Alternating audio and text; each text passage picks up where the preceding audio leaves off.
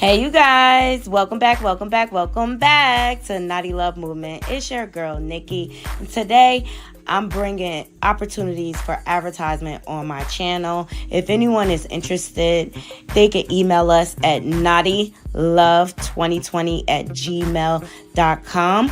Our prices are affordable and reasonable. And please reach out to us. We can start our videos with any commercials that you would like us to advertise.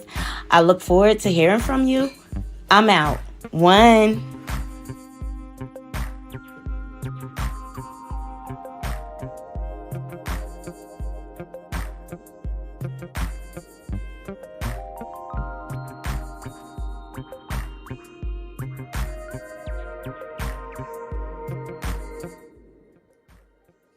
Good morning, good morning, good morning, good morning. Happy Sunday, Naughty Crew. Welcome back to my channel, Naughty Love Movement. It's your host, Naughty, bring you the latest and trending topics.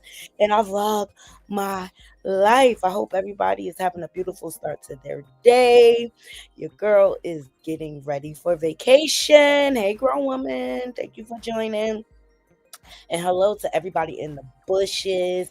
I just need you all to make sure you're hitting that like button. And if you're not subscribed, please subscribe, share this content out, and engage with the channel. Okay, that's what helps us grow. That's what helps us get into the algorithm. How's everybody doing? How's everybody feeling? Hope everybody's doing great. I know yesterday I was gonna come on, but child, I got sick as a dog. Did.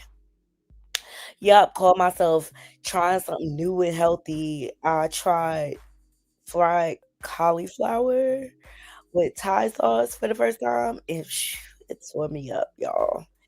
It tore me up. So I was like down for the count. I didn't feel good for the rest of the day after that or whatever, but we back. We back. We back. Or whatever. So today we got so much to get into. I want to get into Jay-Z creating an easy win for his business associate. And I use that term loosely, child. Okay. The Busby lawsuit finally got dismissed, which made an easy win for Diddy, which he needs a win right now because he ain't doing nothing but losing. This is a lawsuit after lawsuit, week after week or whatever. So we're going to get into the details of that. The other day I mentioned also the Diddler filed $100 million lawsuit against a variety of entities. I guess he said y'all suing me, I'm gonna sue y'all back. But how about Jag Wrong is implemented in all of this, and people are saying, the streets are saying, like Jay-Z and Diddy are gearing up to sue a lot of people. And this Diddy case has brought out a lot of stragglers, a lot of trolls, a lot of clout chasers, okay, the Lameshas of it all. Uh, what's his name? Courtney Burgess. They all have been quiet, quiet as a mouse, right? Don't y'all find that suspicious?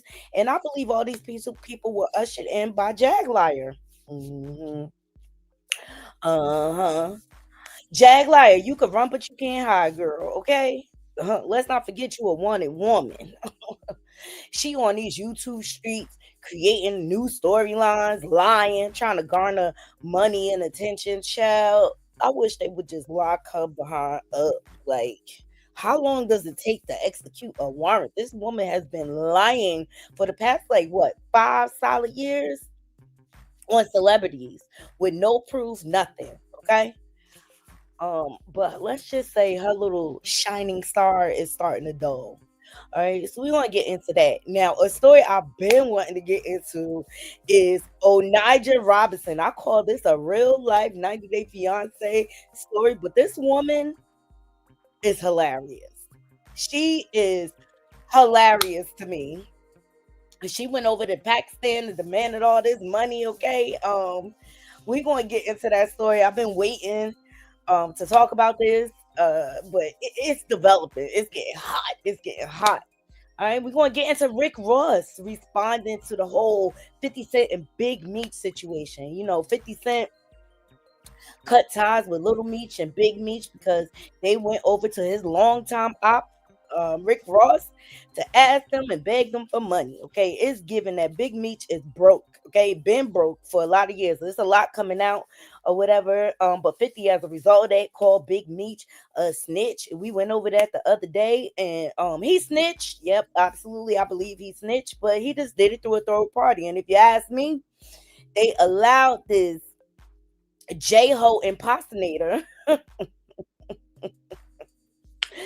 to come over and infiltrate their crew. Okay, all right, and she won out of everybody. She won, all right. So 50 is in it. Her name is Tammy. 50 is in the process of doing a real life documentary on her. Hey, be more shorty. Um, about her being a real life CI. Yes. hmm But through this process, she garnered the rights to BMF, and she walked away with the bag, if you ask me. And that's their fault. That's what happens when you let the Punani rule the kingdom. Okay. They was a group of petty boys, and they let the Punani take over and got everybody locked up, if you ask me. All right, so we're gonna get into Rick Ross' response. It's a ton of trending topics going on. Um Yee is still trending. What's his name? He calling him out. I was just like, oh my god, what's his name? It's some rapper. He claimed he bisexual. Chill. What's his name?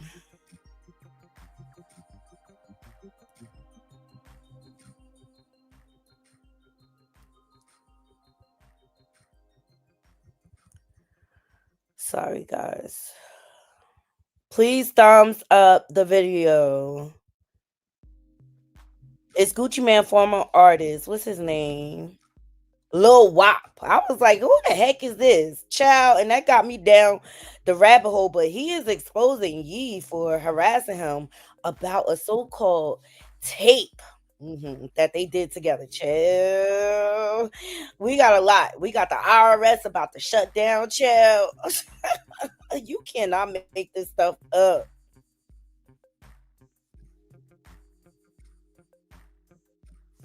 Yeah, I see celebrities out here acting ghetto, and yes. How about Tasiki, Krishan's sister, starting the OnlyFans? It's giving the money is drying up. Oh, you back from Jamaica? I know you had a good time. I'm telling you, be more. Jamaica is like my favorite place to go visit. I just love Jamaica. I love Jamaica. Yes, I feel like the government going to go through a freeze, and that's why we all need to prepare, child. We all need to prepare. We all need to prepare. So I want to start this off before we get into the celebrity gossip of it all. Okay, I want to get into Onaja Robinson. All right, she has been blowing up these internet streets, and I'm on the floor with it. Okay. Oh, okay. Tag me. Be more shorty. Tag me. Tag me in your pics. I want to see. I want to see. I want to see. I want to get back to Jamaica. I haven't been in years. Cleared away, yes. So Anaja Robinson, she went viral, okay, demanding the Pakistan government pay her what?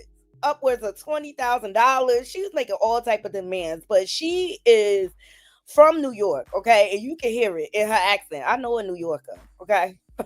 I know a New Yorker when I see it, but she been having me on the freaking floor. All right, check this out. She just went over there. ये हमारी American sister जो है my dear American Listen, sister I'm from Pakistan. Respect to the law, okay respect for the law, okay respect to Allah, and Okay. respect to God. Do you hear me?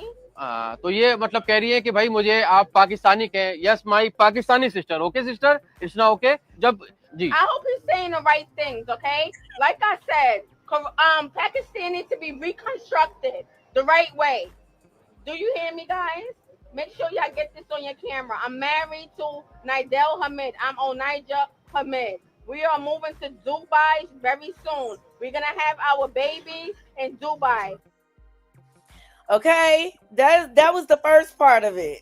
Here's the second part. She is going in. She is fearless, honey. Okay. She is the one that will get all the women's rights back over there in the Middle East. Okay. She is the one. She is the one. Let me see. Let me just make sure this is the right one.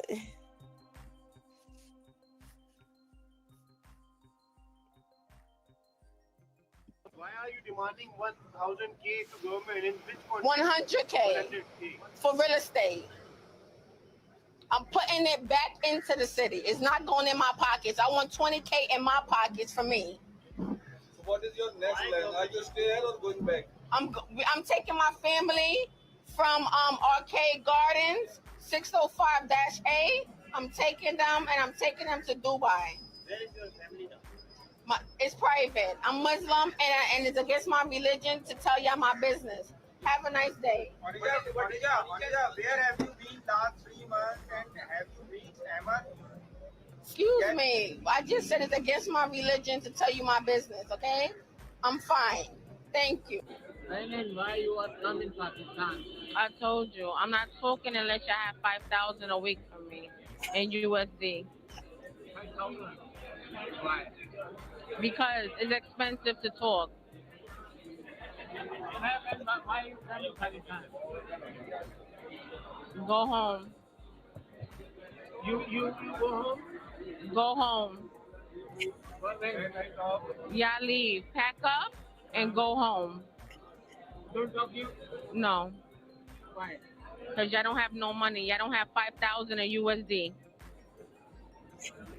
Okay. Talk about a woman standing on her worth in a country where they have no rights. Anaja is not playing. She like, you want me to talk? Pay me. She said, go home. Go home. Hey, D Smith. Hey, Miss Kaiser. Thank y'all for joining me. Anaja is tearing up these streets. You hear me? She like, give me my money. Don't play with me. Okay? She's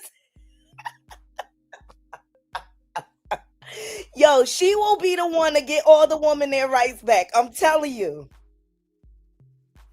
It's the eyebrows and the lipsticks for you, grown woman. She is hilarious to me. She need her own reality show, okay? Because she out here tearing it up.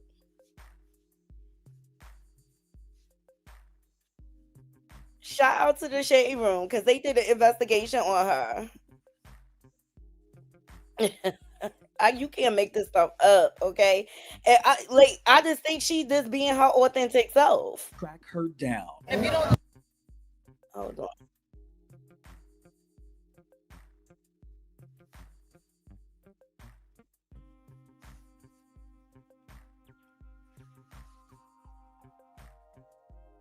A brow tech and a cigarette. Hate to see her coming. and it's against my religion to tell y'all my business. You've seen her. Tens of millions of people are talking about this woman from New York. And truly is the gift that keeps on giving. They need to get her a reality TV show. Onaja Robinson. She took a trip to Pakistan to meet a man, but he ghosted her. Basically, she was catfishing this kid over here. It didn't stop her, making the most of her time in Pakistan, holding press conferences, barking demands at locals. I need 20K by this week. She's a star. The country where she went to find true love is now in love with her. They were braiding her hair. They got her a bonnet. They were doing her eyebrows. Pakistan is winning Black History Month. This year, it's Pakistan's year. Now she's allegedly on the move, hitting more countries. And the message Onaja sent to us when the Shade Room went to track her down. If you don't do something, I'm gonna burn your face. I'm Justin Carter. This is TSR Investigates.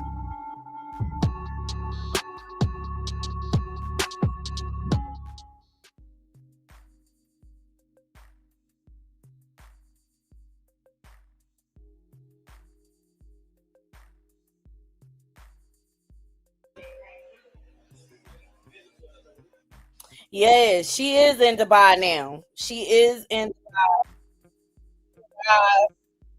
Hold on, let me share that. She arrived to Dubai. But they said she catfish, oh boy. They saying she catfish, and I'm glad Guys, we are beginning the match. Have to dance with the shaker dance, okay?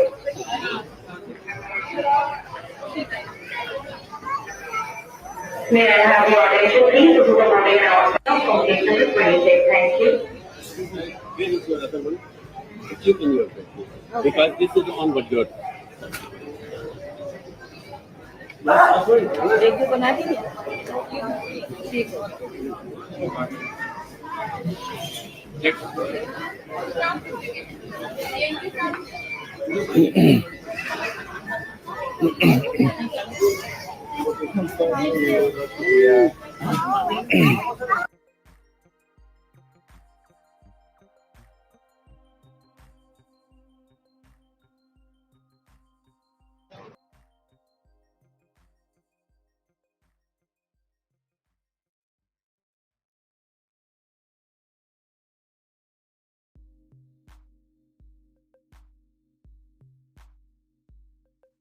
So you see, she arrived in Dubai. She got where she wanted to go, or whatever. But she is making Palestine and Dubai, all these places, popular. But she is out here talking cash ish. All right, Naughty Crew.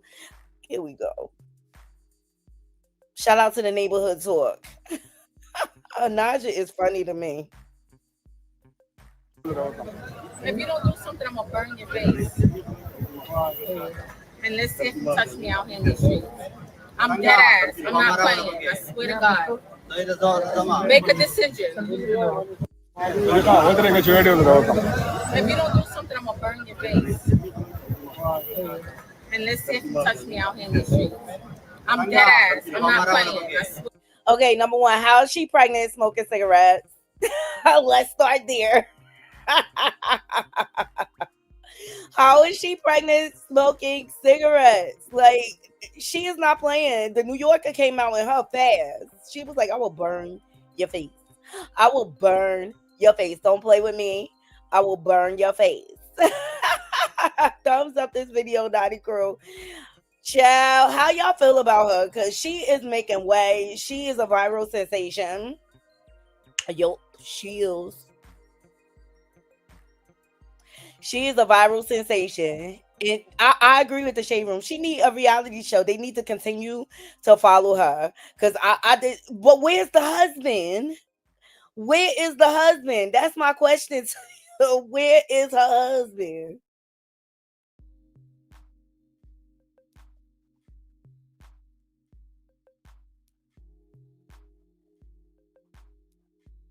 I think he abandoned her. He probably embarrassed. When she got over there, he abandoned her. And so that's why I think she started demanding money. Child, you can't make this stuff up.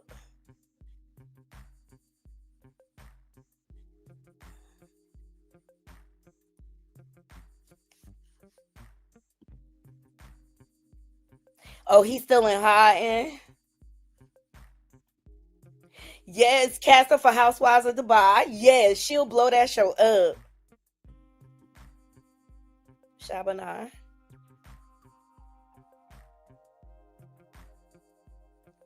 Ah, yes, be more shorty. She said, "It's better have my money." Dun-dun. It's better have my money. Where is the husband? That's what I want to know.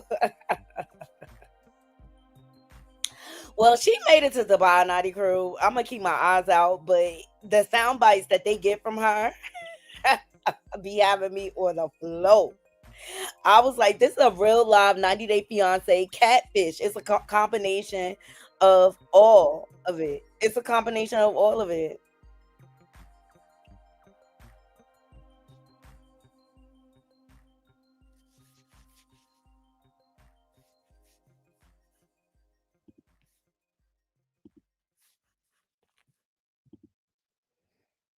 Hey, Bright Eyes.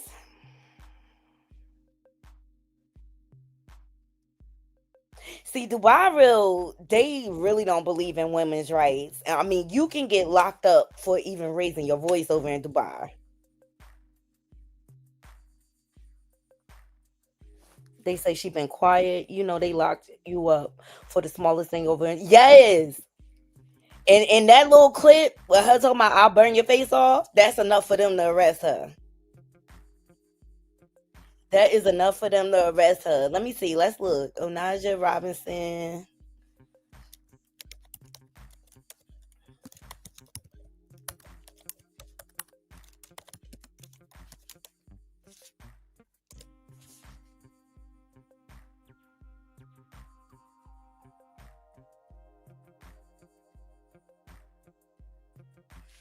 What's this?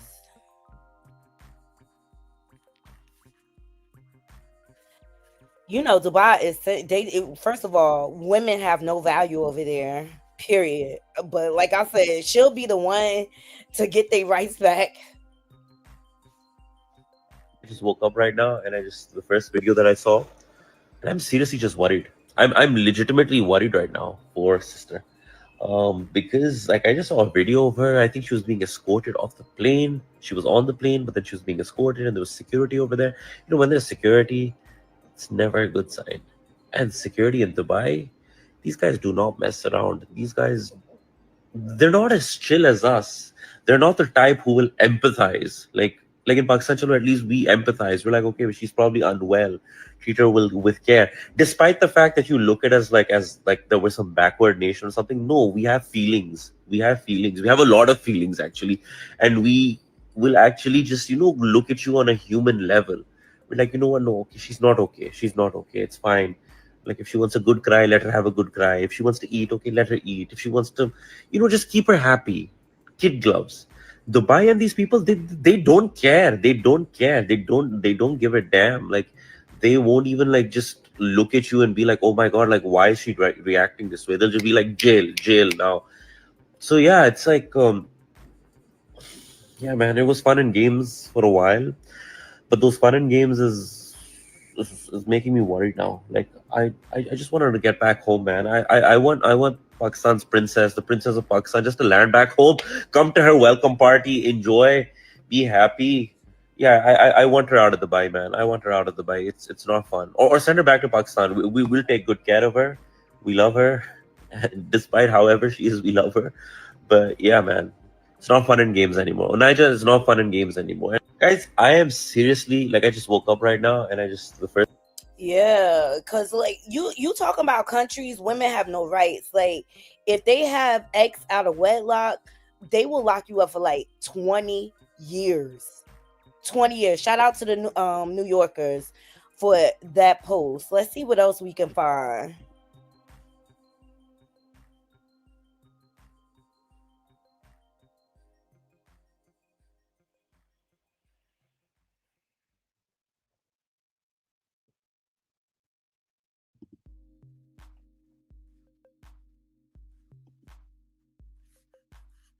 Let me see.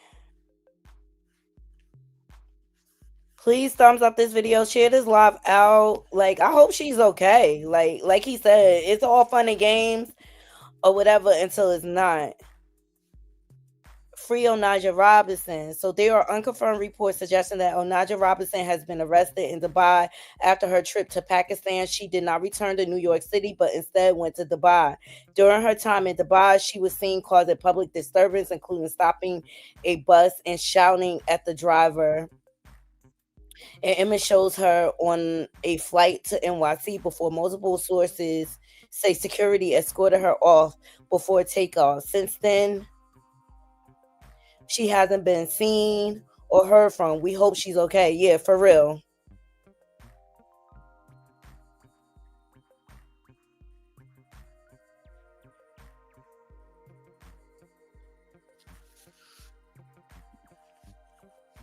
I mean, just that one clip I showed y'all of her talking about I'll burn your face off.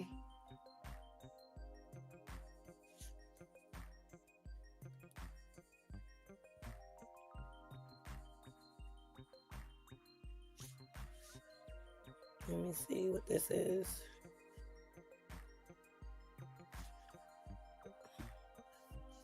Let's see. I hope she is okay, yo, for real. It's obvious that she is not well. Shout out to Jacqueline Onassis for this clip. Here we go. We have been following the Onija Pakistan Robinson case from the start, and it is feared right now Onija is missing in Dubai. The last we saw of Onija, she was threatening someone with a cigarette butt, and then we saw her getting onto a plane and immediately being taken off of the plane by Dubai police. YouTube, we are on the case. We have sent out a search party. Come rain or shine, we are going to find Onija Robinson. And you know, TikTok never fails. If anyone will find her, it will be someone on the platform. Let's take a look at some of these updates. Like, comment, and subscribe. Our girl has been caught, y'all. They didn't got her in Dubai. Hey, y'all, I'm back. Okay, now let me be for real. So, y'all, the last video I made, I was talking about how everybody was saying she was on her way to New York from Pakistan, and she got on the flight and she had made a stop in Dubai. And when she was in Dubai, people was recording her and she had threatened to burn somebody with a cigarette. I had already knew that was gonna cause something, but people had seen her getting on the plane. So I just assumed like, okay, well, maybe they didn't hear about it or nothing and they just gonna let her go because, you know, Dubai don't do the mess. Well, apparently it was a girl on the same flight as Onija, and she seen everything that was going down. Hopefully this video tagged Onija Airport because that tag will show you the exact clip and picture that I'm talking about. So the girl took a picture, and on the picture she was saying that they had, that was Onija Robinson, and she thinks that was her. The picture was kind of like, she was far away, but you can kind of see that it was her because she had on the same color hijab, or what you would call a hijab. Then the girl said that there were 2 police officers dressed up as flight attendants, and they escorted her off the plane. And we haven't seen any updates, any videos, any pictures, none of that. So my question is, because I think that it was her son that came out and was saying that she had mental health issues. Where is the son now to clear up all of the speculation and the allegations? That's what I want to know, because I'm just so confused. And on my caption on the other video, or on my last video, I was a bit skeptical because I know I said that she had mental health issues and her son came out and said it, but I was a bit skeptical because I just can't see somebody who has severe mental health issues, as the son was trying to make it seem, traveling across the world, like traveling to a whole other country. So I can't really see that. So I was thinking it was a lie. But the fact that she had did that in Dubai let me know that it has to be some type of mental health issue, because everybody knows that Dubai don't really play like that. So if she really wasn't, or really didn't have mental health issues, why would she do something that was that silly? You see, you know what I mean? Like, I don't know. And I just like, dang, I really feel bad for her, because it's like I said, I don't think she knew what she had, or she was getting herself into. She has mental health issues, and now she's over there by herself. So I don't know what y'all think. I mean, dang. Like in Pakistan, she was the people's champ, and in Dubai, she about to be the prisoner's champ. Tell me what y'all think in the comments. I have bad news. So, all right. So I found the clip of her son speaking out. Let's hear what he has to say. You know, we try to get the root. I mean, there was clearly something unstable about her for her to do all of this or whatever. But at the end, we laugh and kiki, but I just want her to be safe ultimately. Let's see what her son got to say. Son of Onija Robinson. Right now, she has a mental bipolar disorder, so she can't think correctly at this moment. She was not married to nobody. I'm trying to help her as her son to come back to the U.S. She was only supposed to go to Pakistan to meet him and his family when Jeremiah Andrew Robinson का कहना है वालदा एक शख्स से मिलने पाकिस्तान गई थी, 2 हफ्ते बाद वापस आना था लेकिन नहीं आई. The son of Onija Robinson. Right now, she has a mental bipolar disorder, so she can't think correctly at this moment. She was not married to nobody. I'm trying to help her as her son to come back to the U.S. She was only supposed to go to Pakistan to meet him and his family when it was time for her to come back after the वालदा ज़हनी मरीज हैं, सोचने समझने की सलाहियत मुतासिर है. अमरीकी खातून का बेटा बर्थ सर्टिफिकेट के साथ मंजर आम पर आ गया. जुरामिया एंड्रू रॉबिन्सन का कहना है वालदा एक शख्स से मिलने पाकिस्तान गई थी, 2 हफ्ते बाद वापस आना था लेकिन नहीं आई. The son of Onija Robinson. Right now, she has a mental bipolar disorder, so she can't think correctly at this moment. She was not married to nobody. I'm trying to help her as her son to come back to the U.S. She was only supposed to go to Pakistan to meet him and his family when it was time for her to come back after the...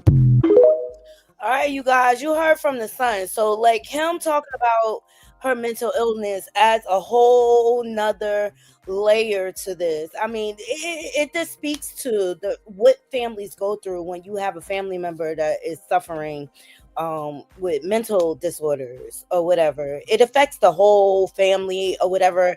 And I know they are nervous. I just hope she stays safe. So I'm gonna keep my eye out on the story. Like originally, like it started out, I'm just like, ooh, she is like very vocal. But once she moved over to Dubai, and I know how sensitive their laws are, especially when it comes to women, I'm like, oh no,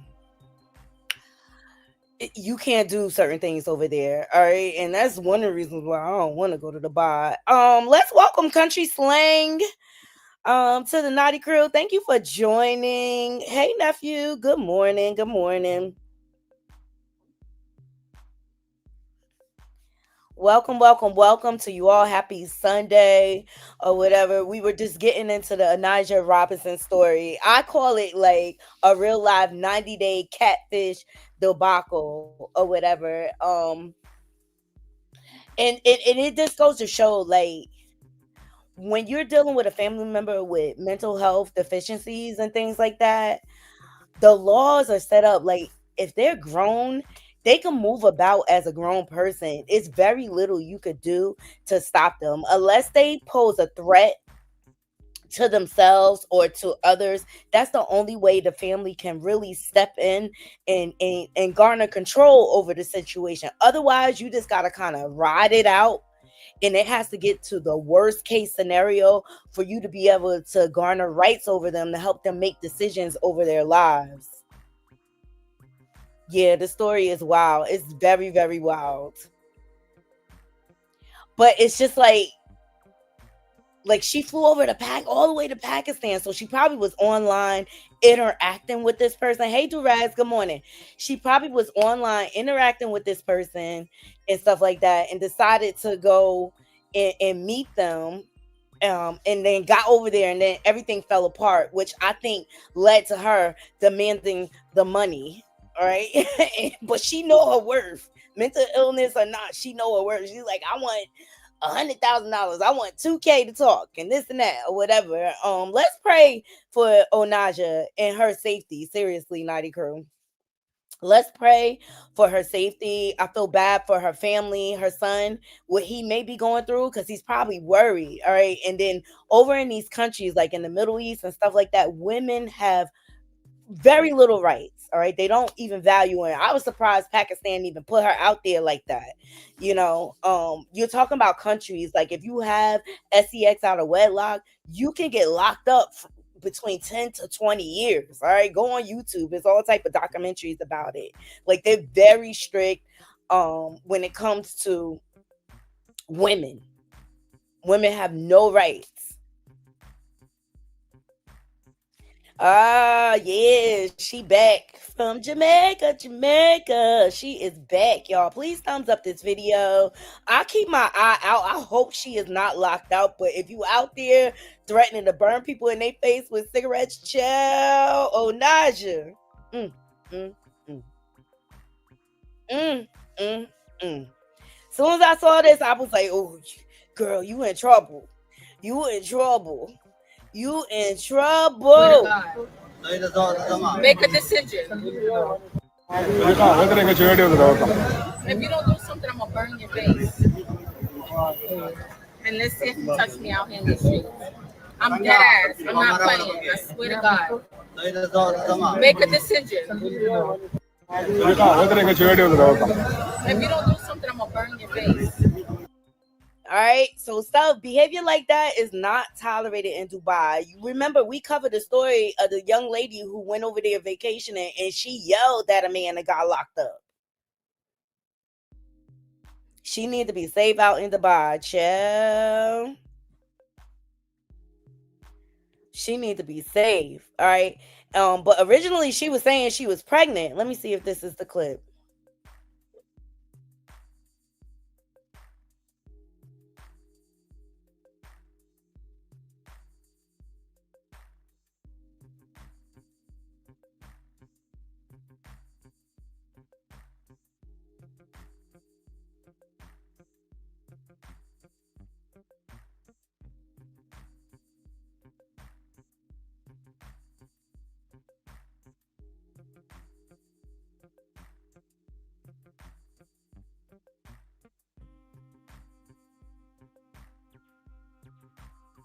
Yeah, this is it. Yeah. She was saying she was married. She was saying she was pregnant. And she out there smoking cigarettes. Make that make sense. So that tells me there is a हमारी American sister जो है, my dear American Listen, sister. I'm from Pakistan. Respect to the law. Okay. Respect for the law. Okay. Respect to Allah. And Okay. respect to God. Do you hear me? तो ये मतलब कह रही है कि भाई मुझे आप पाकिस्तानी कहें. Yes, my Pakistani sister. Okay, sister? It's not okay? जब जी. I hope he's saying the right things, okay? Like I said, Pakistan needs to be reconstructed the right way. Do you hear me, guys? Make sure y'all get this on your camera. I'm married to Nidel Hamid. I'm Onaja Hamid. We are moving to Dubai very soon. We're going to have our baby in Dubai.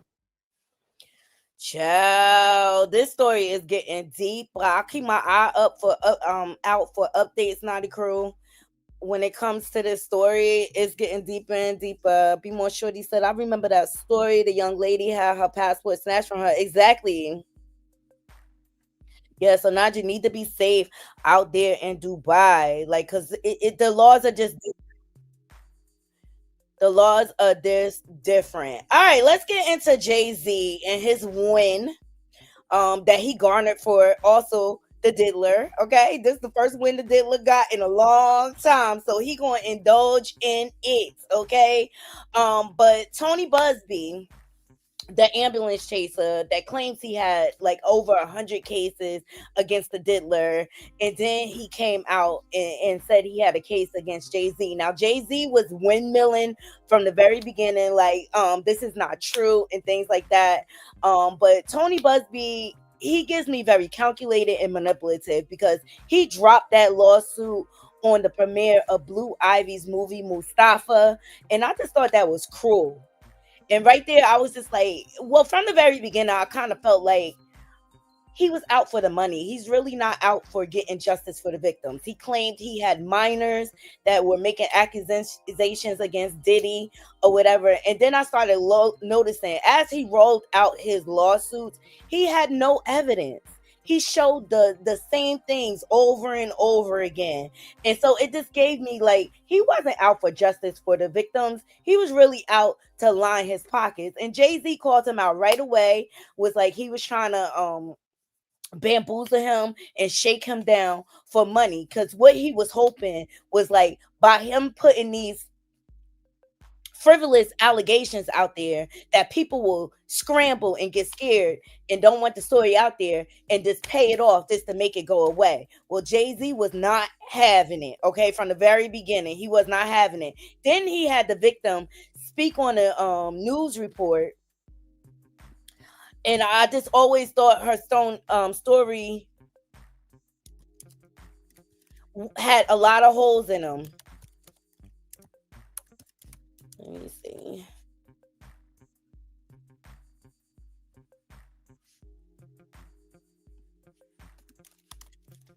Please thumbs up this video, y'all. I just thought it was frivolous. Here we go. Let me give y'all a little refresher, a little reminder. Okay, this is the victim that came forward. This all falls under fair use. Shout out to ABC News. Let me speed this up.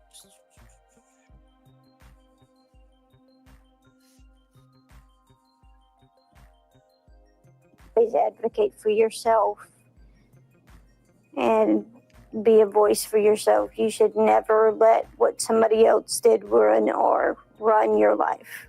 A 38-year-old mother from Alabama who has filed a lawsuit accusing Sean Diddy Combs and Jay-Z of raping her when she was 13 years old is speaking out to NBC News for the first time. She asked us not to reveal her identity. What made you want to come forward and talk today? Because I think that I've been quiet long enough about what I've been through, and it's been hard enough to be quiet. But it's a chapter of my life that I'd like to close. An NBC News review of her account found inconsistencies with her allegations. She says that she went to the MTV Video Music Awards in 2000 to catch a glimpse of her favorite celebrities. You weren't scared to be all alone? No, having autism is like feeling like you live your life in a shatterproof juggle ball. The world's on fire. The fire is inside the ball with you, but there's no way for you to get out. In addition to having autism, the woman says she suffered a head injury. The night of the 2000s VMAs, she says a friend drove her from Rochester, New York to Manhattan, a more than 5-hour drive.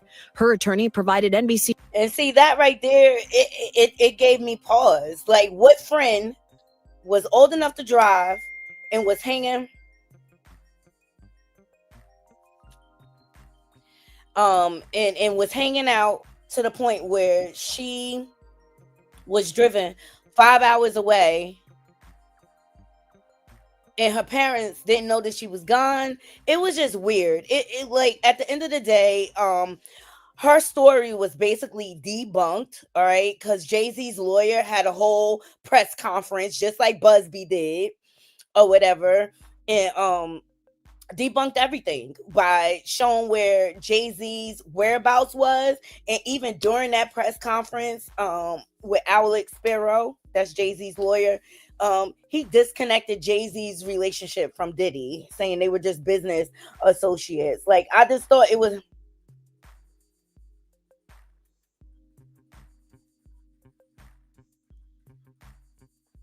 Sorry, guys.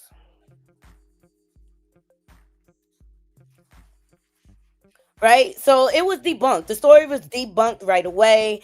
Jay-Z's lawyer Alex Sparrow moved for dismissal. Then the judge kind of pushed back, like, "Wait a minute, you're gonna go through the due process or whatever."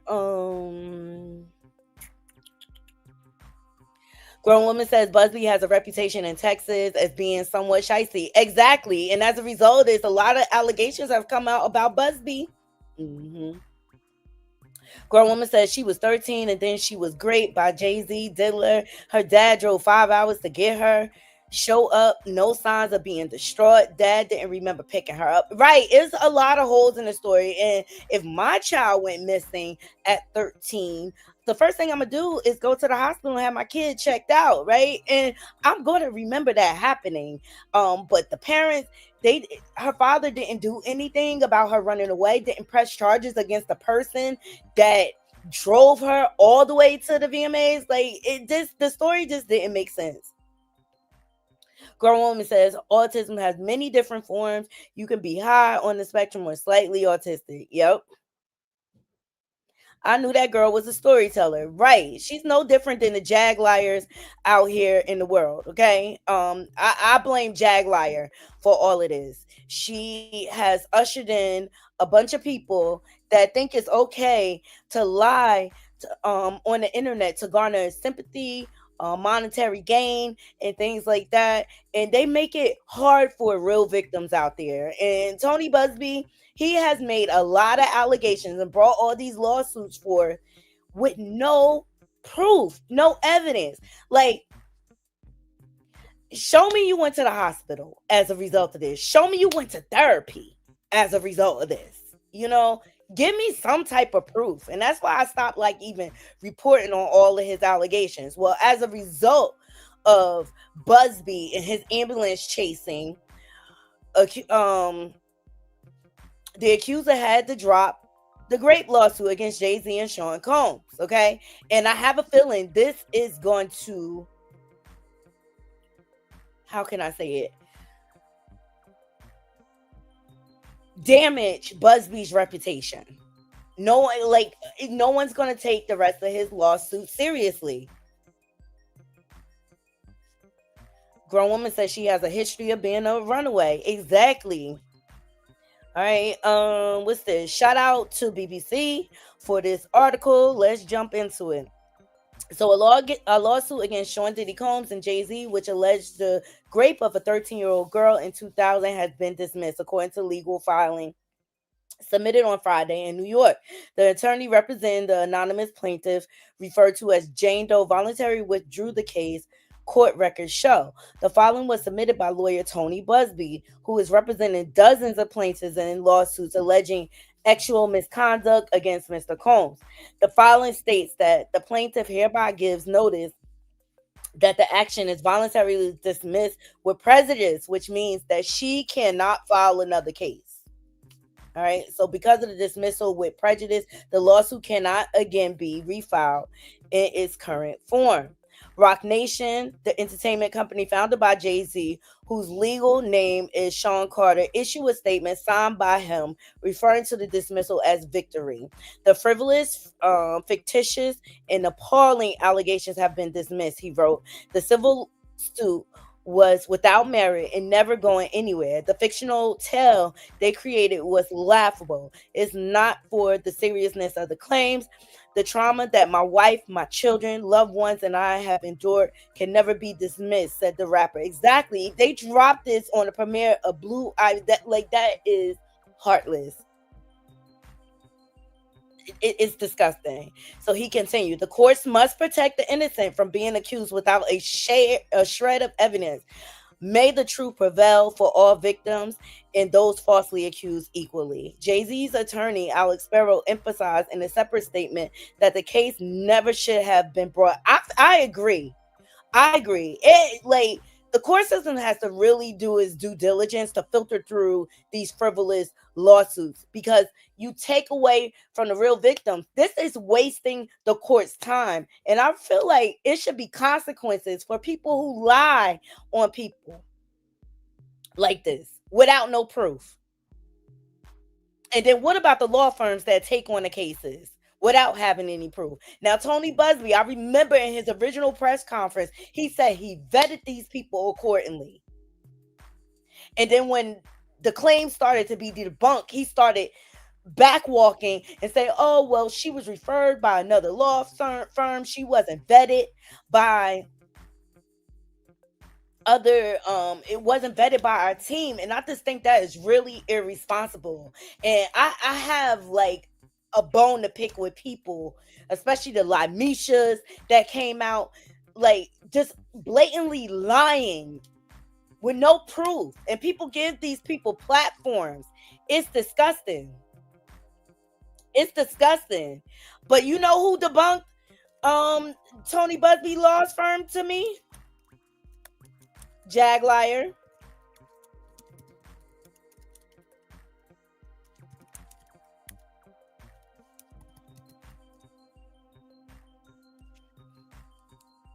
But people play these internet games all the freaking time.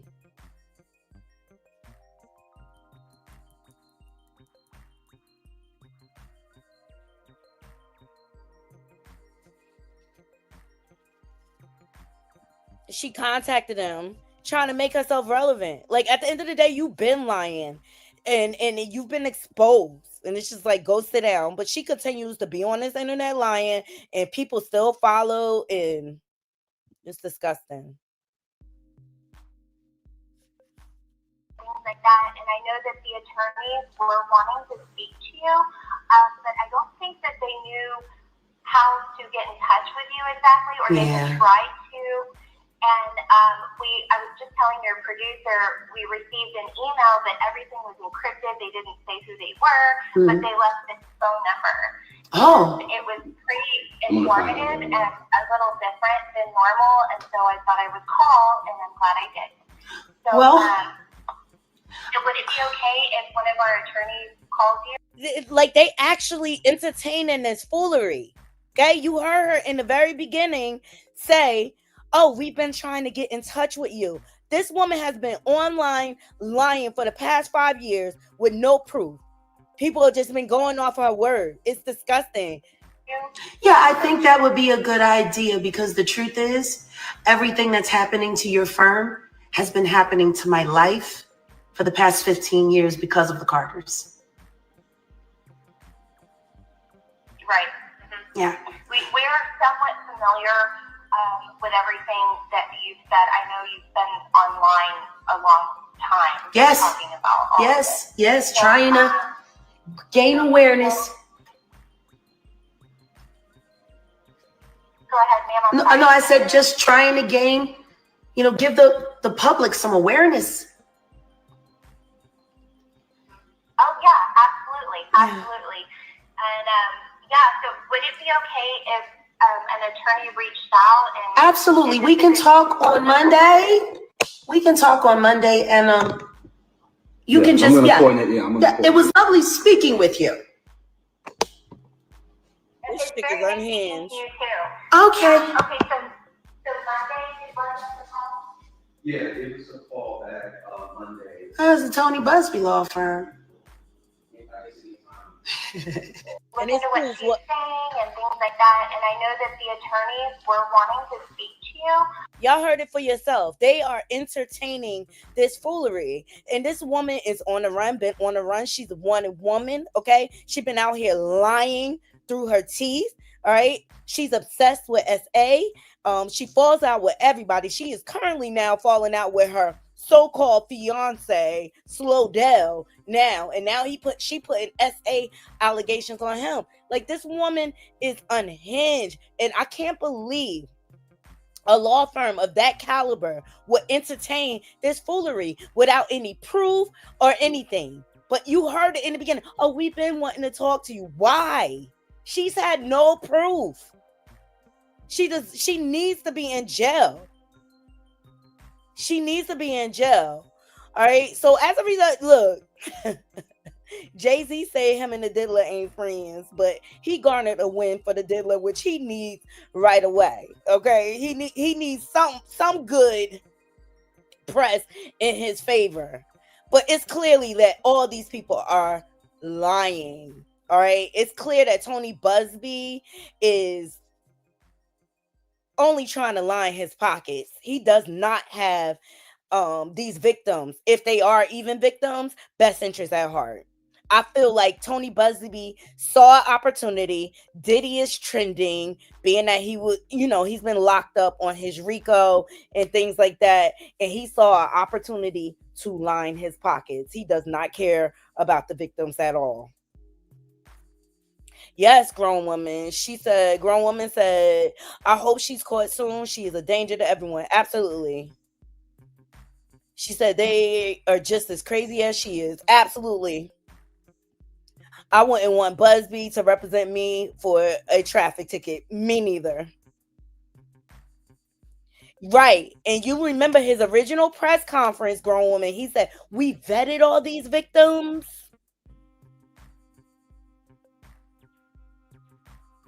I think they should be sued. I think Jay-Z should sue his law firm. Seriously. I don't think it's okay to bring civil lawsuits without any type of proof. Any type of proof. And if these people were victimized, can I get a witness? You told somebody, you sat down and talked to a therapist, you got hospital records and things like that. Like, I'm just tired of all these liars coming out. All right.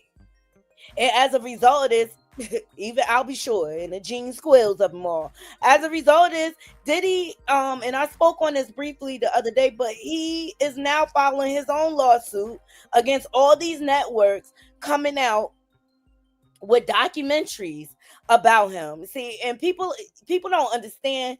Y'all mess around and get Diddy off, keeping all of this up. Shout out to Variety for this next article, okay?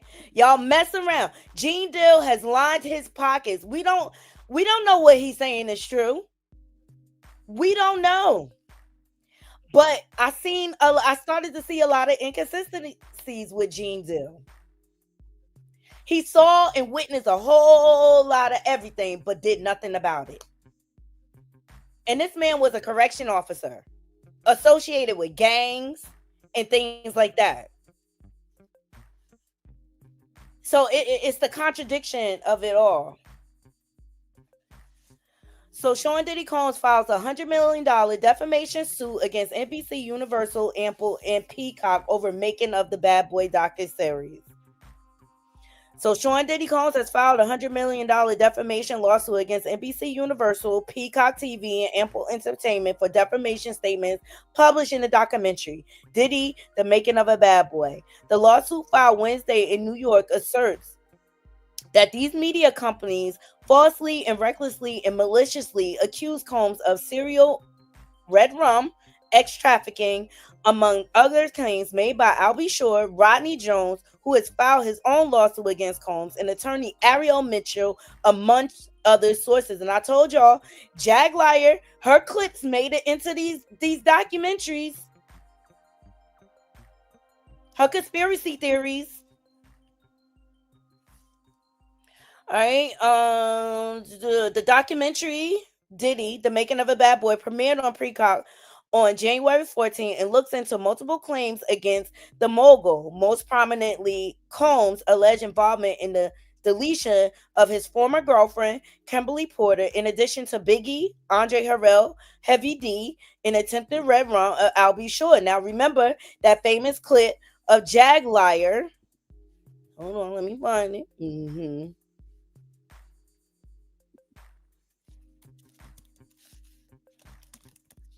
Please thumbs up the video. Mind you, she was not there for any of this stuff. She's just a storyteller. So remember this clip. This is the clip that made it into the documentary. I like to give reference. Okay, please thumbs up this video. Uptown Records started with 5 people. Andre Harrell, Albie Shore, Heavy D, and Puffy. And Kim was the longest working employee because she was there from the very beginning. She was Andre's personal assistant. Kim is dead. Heavy D is dead. Andre Harrell is dead. The only 2 left are Puffy and Al almost died. Isn't that interesting? Heavy D was found dead, face down in the heart attack. Andre Harrell, heart attack. Kim died from pneumonia, but there's the first coroner's report that said that she died. It was ruled a homicide, and they found toxins in her body to prove that she had been poisoned. You know, they have poisons that create heart attack and pneumonia-like symptoms. You want to know what they all had in common, though? The survivors and the late of Uptown Records, they were all writing tell-all books. Andre was writing a book right before he died. Heavy D was working on a book before he died. Kim Porter was working on a book before she died. And Albie Shore was working on the documentary of his life. And then he goes into a coma. Has Puffy ever been in a coma? Has anything happened to him? It seems like everybody that worked at Uptown Records from the very beginning is gone. There's too many coincidences. Uptown Records started. So, you know, I believe there is too many coincidences. And I see how she connected those dots. You see all these common things, right? But there's still no proof. There's still no proof. I mean, and it didn't stop there, because she then started making horrific accusations against Jay-Z. I mean, she went on the Piers Morgan show to talk about Diddy and ultimately streamlined that into Jay-Z and Beyonce are traffickers, right? No proof, no allegations. And Piers Morgan had to immediately take that down, right? Alex Sparrow contacted the Piers Morgan group and had them take it down right away. But she's been making horrific allegations against people without any proof. If they did all of this, where are the police records? And mind you, Mind you, Jaglier also admitted to ushering females to cater to these freak off parties. Like, if you ask me, she's a predator and she deserves to be in a jail cell next to the diddler. But she's been debunked on YouTube for being a liar, and she tried to backtrack.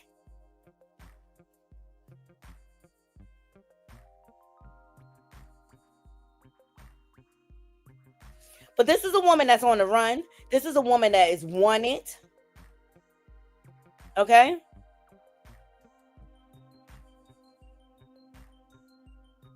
She's made accusations that he's responsible for Aaliyah's death, Jay-Z. Okay? No proof, though. I mean, you're talking about years old crimes and conspiracy theories.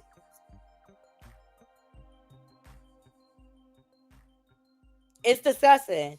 But I feel like these celebrities are going to start turning the tables, because at first they were just brushing it off like she's crazy and this and that. I feel like they're going to start suing these people, broke or not, suing them just so they could shut up. All right, let's get back into the article. Here we go. So Erica Wolf, Combs' attorney, issued a statement on a new lawsuit claiming these media companies made a conscious decision to line their own pockets at the expense of truth, decency, and basic standards of professional journalism. And I just thought, like, I'm surprised TMZ is not on there, because they have their own documentary.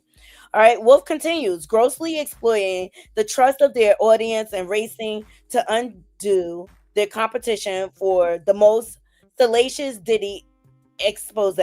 Defendants maliciously and recklessly broadcast outrageous lies and Diddy, the making of the bad boy.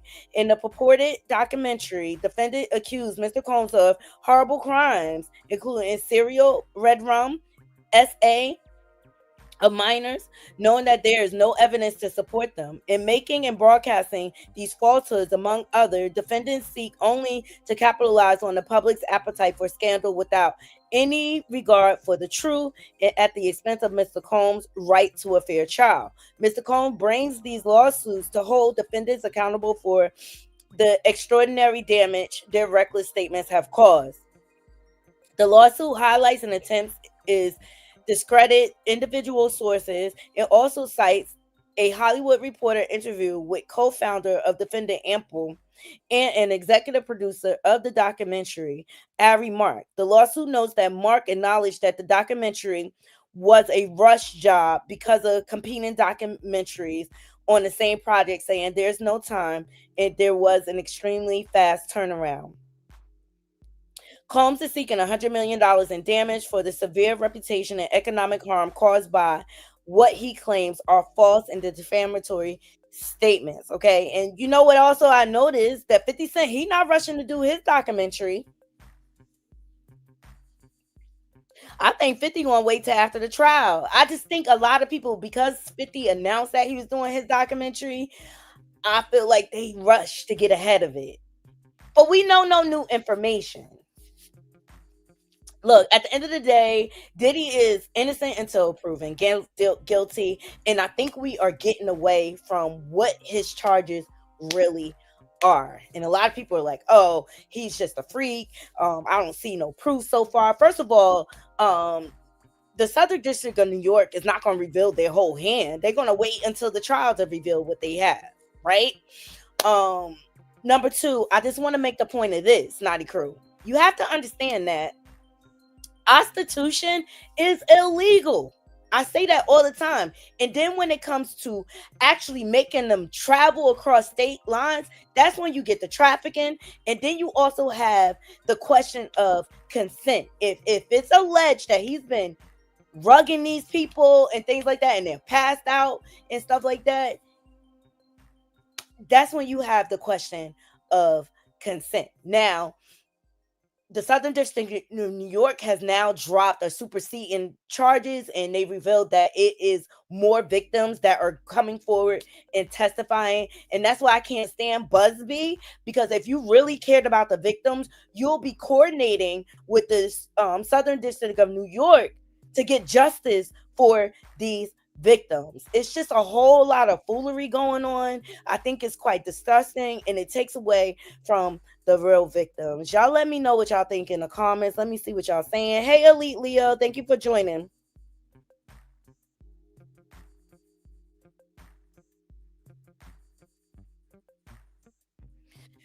Okay, Elite, and that's what Elite, I feel like this is what this leading to. Now that they got the case dismissed, I feel like Jay-Z is gonna now sue him.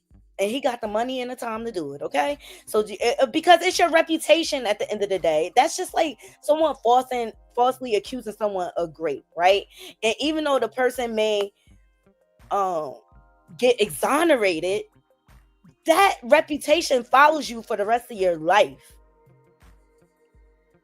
So Elite Leo says Jay-Z still has a lawsuit against Busby. They filed something new yesterday. It details how Busby fraudulent lawsuits affected him and his family. Right, rightfully so.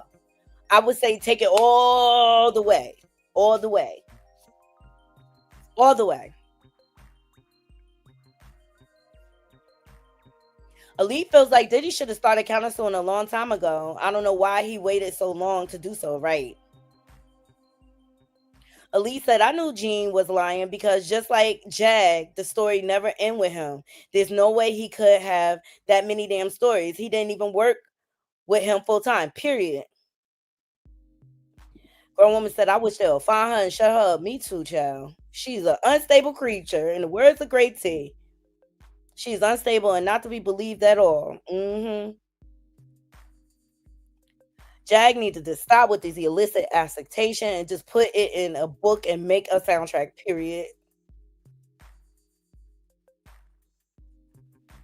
Elite said 50 said he ran into some issues with trying to do it. 50 is smart and a shrewd businessman. I think he's just going to wait it out. I feel like the rest of these outlets should wait it out. I feel like they should wait it out. I mean, he's still innocent. He's still innocent. Well, speaking of Jay-Z, I want to get into Cowboy Carter. You know, Beyonce announced her Cowboy Carter tour. Comes off the tail end of her Grammy win for Album of the Year, which a lot of people are speculating that Grammy was bought. All right. And to me, I got the Cowboy Carter tour Christmas Day when she performed. But I believe she wanted to convince fans so that she can sell these tickets, right? Well, fans are outraged because her ticket sales are through the roof. They're always through the roof, all right? I've been honored to go to one of her concerts on the Lemonade tour. It was bought and paid for. Me and my daughters went. And she's a great performer, hands down, right? I just feel like since that Lemonade tour, her tickets have skyrocketed, right?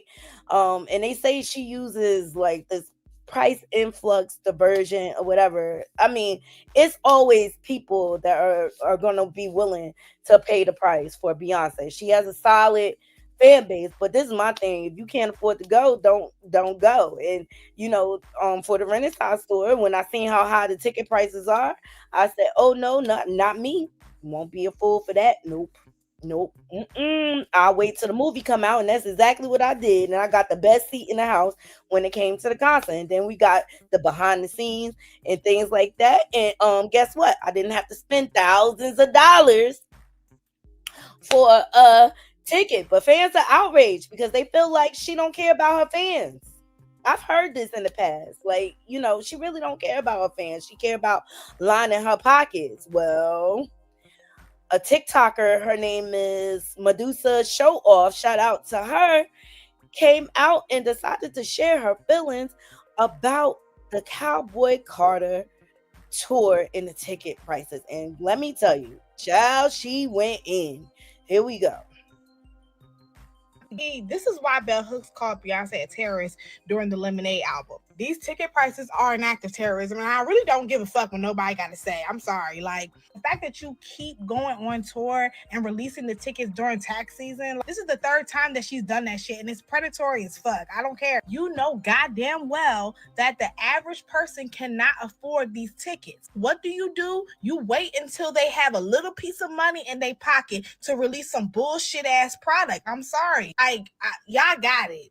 Y'all got it. I'm not doing this. Like, Beyonce is full of shit. Beyonce is full of shit. And I'm sorry, it's giving broke. It's giving broke. It's giving impoverished. I really do feel like this whole billionaire shit, like, I'm convinced that Beyonce ain't got it like that. The economy is fucking trash right now. Instead of her releasing a free concert and doing something for the people, what does she do? This high yellow hussy with her goddamn blonde wig gonna go and wait for us to get a little piece of money in her pocket just so she can snatch it up. I'm so tired of her. And then it's like, you over here giving us some bullshit ass products. You over here giving us some damn whiskey that nobody asked for, a $90 bottle of whiskey that nobody asked for. Over here giving us some damn tour tickets and this country album that nobody fucking asked for, bitch. But yeah, girl, that's what I have to say. I know I'm hating. I don't give a fuck. I'm mad. I'm upset. But yeah, Beyonce, girl, you ain't shit. You can kiss my black ass. And anybody that's going to this concert, either you must be rich as all dog shit, or you're just kind of stupid. I'm sorry. That's it. Woo! And she she did not hold back. Quite frankly, I kind of feel like, and I salute Beyonce. She's a great performer and everything. But I always felt like her products and things like that were overpriced. I just really feel like her stuff is overpriced. Even her sacred hairline, like I'm not paying that much for hair products. And I could go, well, we have Main Street, and it's like a whole string of beauty supply stores or whatever, and I could get products for a quarter of the price that she charges. All right. And I feel like that's where she plays herself when it comes to her products, and it's all about lining her pockets. We don't hear from her until she's trying to drop a product or whatever, or she's coming out in concert, and now like all her stuff is overpriced. That's why, like, I will choose Fenty products over anything Beyonce comes out with, because Rihanna, her stuff is reasonably priced. Okay, like it's affordable to the common person. And I feel like a lot of these celebrities forget who makes them rich, who made them close to a billionaire. And why not do something for the fans? It's all about lining her pockets. I mean, you're already rich. How much wealth do you want to obtain? It's giving you're greedy. It's giving you don't really care about the fans at the end of the day. Hey, Bright Eyes. Yeah, we went through this for the Renaissance concert, right, Bright Eyes? Like, I ain't doing that. It's a no for me. Yes, high yellow hussy.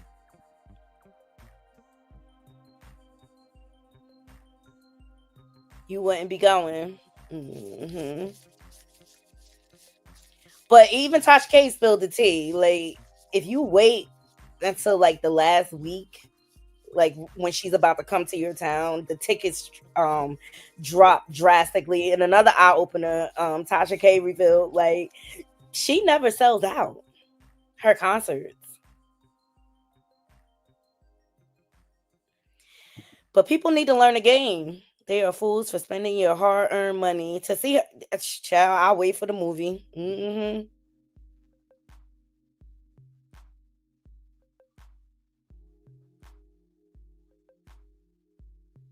Sounds like, hey, young wine.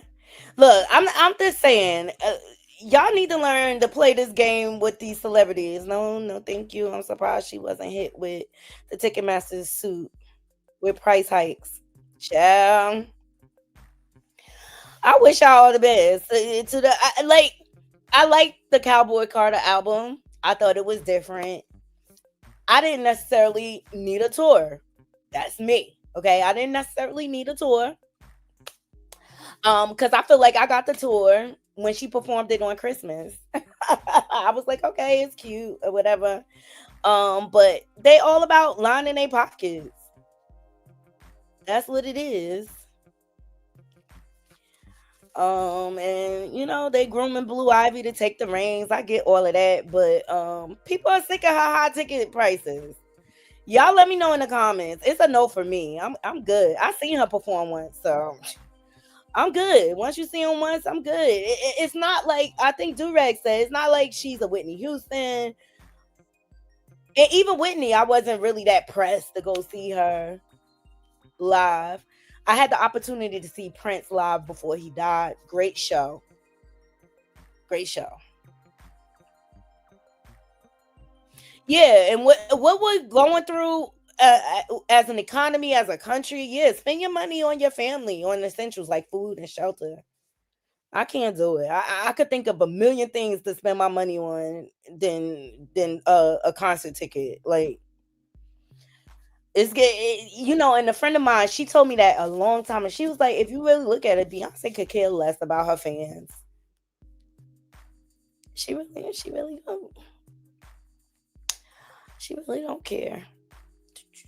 All right, let's get in, because we've been discussing 50 Cent dragging Big Meech. Okay, people have a lot of opinions on that.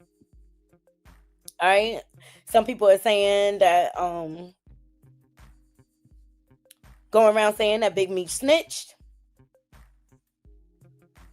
None of them do. When it comes down to it, none of them do. You know, Big Meech teamed up with Rick Ross, as we all know, is 50 Cent's arch enemy. Okay, they've been beefing forever. Let's go to the shade room for this pose. Oops.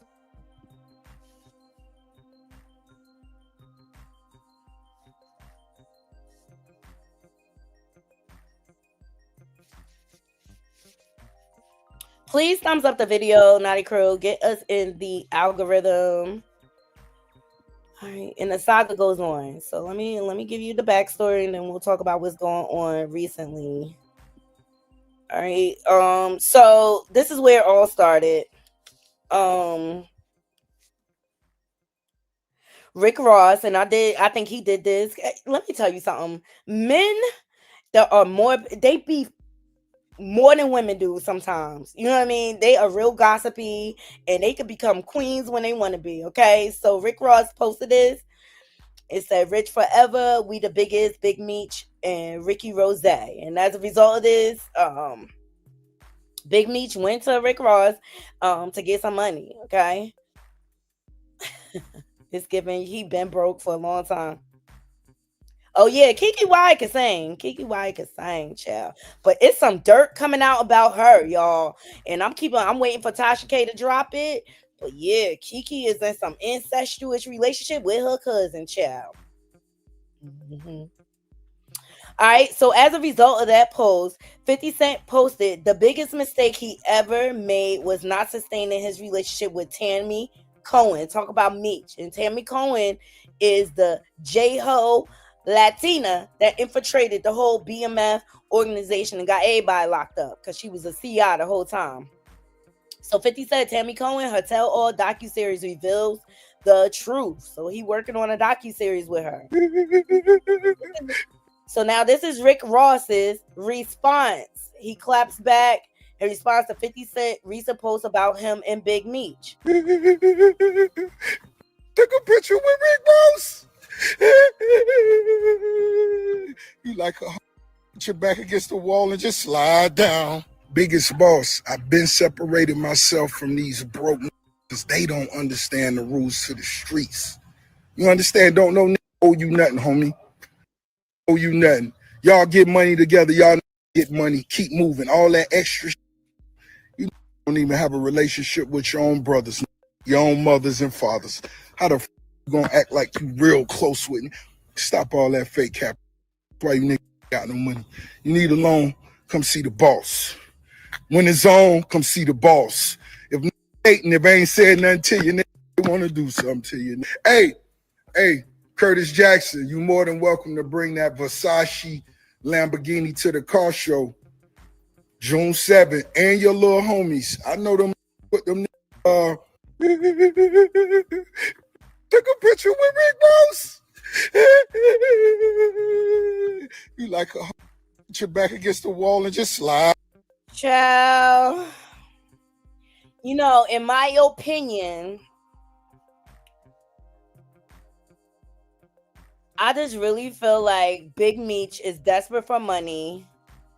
And I just really feel like, in my opinion, Big Meech and Lil Meech, Congratulations, you played yourself.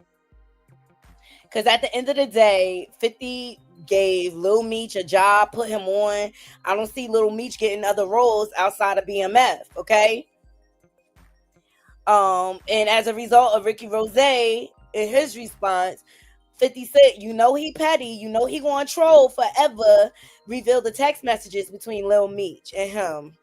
So Lil Meech reached out to 50 and said, they just told me you unfollowed me off Instagram and now you managing Skilla Baby with Rocka when I brought him around you first, when you didn't have a clue who he was. Now you mad at me when I would take the shirt off my back for you. I can't believe this, man. You act as if I'm your enemy. I've only showed you love and loyalty and human. I go through my own ish, but I never switched up on you. F Ross. But he gave my dad some bread so he can afford to pay his bills until our next season start. The internet shit is throwing me off, man. You know me in real life. And I say, Lil Meech, boy, Little Meech, you lined yourself up. Like, Congratulations, you played yourself. if 50 will cut off his own son, what you think he'll do to you for teaming up with his ops? He cut ties with his son when his son took pictures with Supreme. What you think he gonna do to you? It's given that little Big Meech is this was messy, y'all.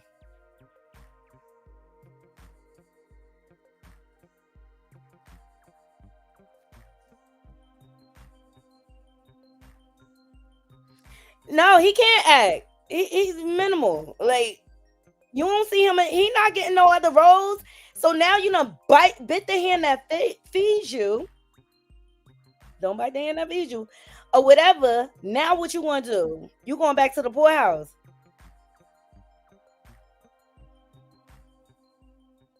Be more shorty, little dirty Meech. Ooh, just said little Meech be musty, be more. I believe it. I believe it. And y'all know 50 as petty as they come. Like, let me say what you want about 50. I respect him because he don't waver. What you see is what you get with him. And I just feel like they all play themselves. And so now all these documentaries are going viral. Not even documentary. All these YouTubers are going viral and they showing the paperwork that Meech snitched. Third party or not, like, he had to be aware that that woman was cooperating because she was trying to garner a deal. He do look musty. It's given like he really operates off his pretty boy privilege. That's how I'm gonna put it. And he really ain't ish. You know he ain't saved no money, child. His father didn't even save no money. That's why he begging Rick Ross for money. He ain't save no money. All the millions that BMF garnered, Meech has nothing. And that shows me what type of businessman he is. Shout out to Voodoo Dog because she exposed it. Let me see.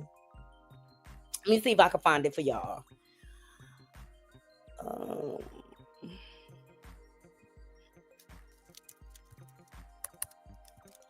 I don't think Big Meech is what people really thought. I think, like, because him being connected with the music industry, Jeezy and stuff like that, people really didn't know about who this man really was.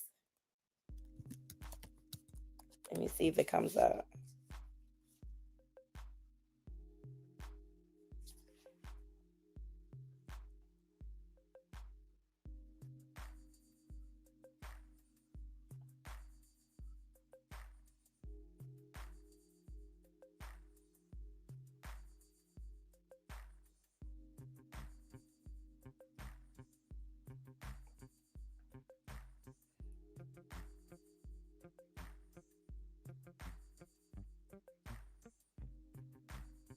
think this is it.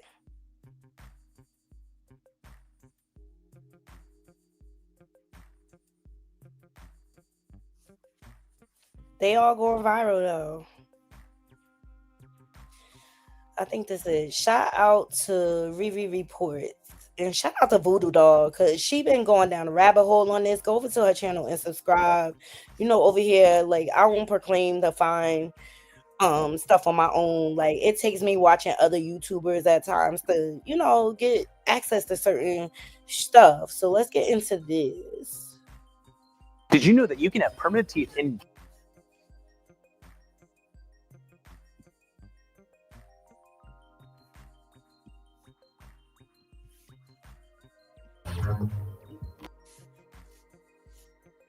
Shout out to the Rari Reports. Fair use, fair use, fair use. Here we go. Jeezy done did, Meech allowed to not be a part of or not be compensated for what we did for Jeezy to even get to that point. That was all on Meech. That was Meech and Jeezy together by themselves while Meech was on the ankle monitor when Jeezy signed all them record deals.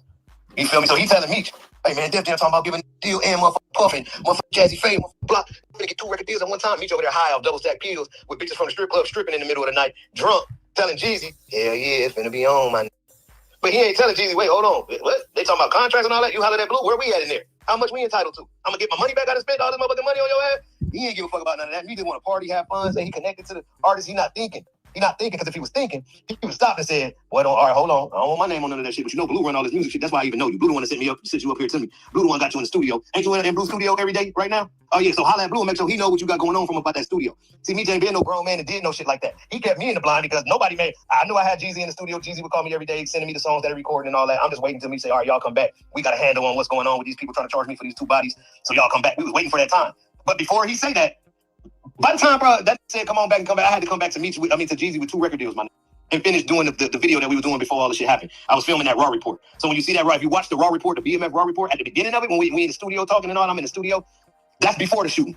Then after the shooting, it come back and you see me throwing the actual event. So you see the night of the event and all the people, and Jeezy had signed a record deal. It was some months apart, but it's connected together, make it look like it's all the same time. So beforehand, I'll fuck with Jeezy, and after, I never fuck with Jeezy again. So the second half of that video, when you see it, and Jeezy saying, oh, this mad at me, and blah, blah, blah, he's saying it on the video, and I'm looking at this like the police that he is, and all that shit, son, and this all in the video, because I didn't fuck with him no more. The problem was this.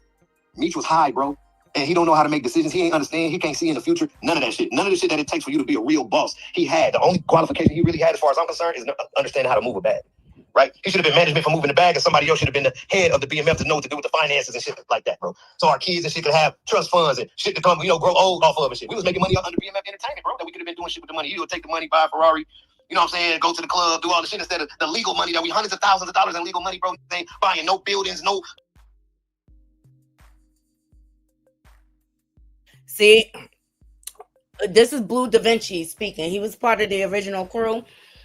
And it's given that Meech got all that money and he did not know what to do with it. He did not know. He still had a poor mentality. This happens with a lot of people from the hood. When they get their hands on money, they really don't know what to do with it or whatever. But Blue Da Vinci is telling it all. Please thumbs up this video. Hey, Bree. Property, no nothing, bro. He didn't want to hear no idea. Man, I don't want to hear what no talking about. Fuck that. I know how to get money. And you doing what I'm doing, fuck him. I don't want to be legal. And then by the time he finally tried to do it, he was already under investigation, and the feds was across the street watching the whole place get built. They watched our opening night at the Club Fuel. The only thing that I watched him do besides the record label as a real investment, bro, was Club Fuel. And the feds was across the street in the furniture store upstairs behind the tent filming everything. You feel me? That's what was going on, bro. That, to me, bro, this is horrible decision making. The horrible decision to say that I was a rat without having the paperwork. Because had he went and had his lawyer go pull the paperwork on how the people found that limo, it leads you to Ralph Sims, the person that testified and the person that told the police to go get the limo. I never talked to the police to even mention no limo. Try to put a thing together. Try to put 1 and 2 together. Oh yeah, J Diggs said Blue did a debriefing, so he must have told about that limo. No, that ain't how a boss move. A boss supposed to move like this. Hey, whoever the lawyer is, I need y'all to pull the shit what they talking about this limo so I can get down to the bottom of it and figure out what's going on. That's what a boss do. Once he get the paperwork and he got facts and he understand exactly what happened, he'll go back and call J Diggs. Hey, bitch ass, don't be talking about my man. Before you say a rat, you get you some fucking paperwork. Just because the man said he went to a debriefing meeting don't mean that he told on people. He just had to agree to go to a meeting. So and it tell you right here in the affidavit wasn't no information available for the government on Mr. McKnight's behalf. So what does that tell you? In the debriefing meeting, wasn't no information available to the government, especially into assisting them into no motherfucking arrest or no shit like that or recoverance of anything. So what does that mean? I go in a room and I'm pleading out. It was my plea agreement day. I'm pleading out.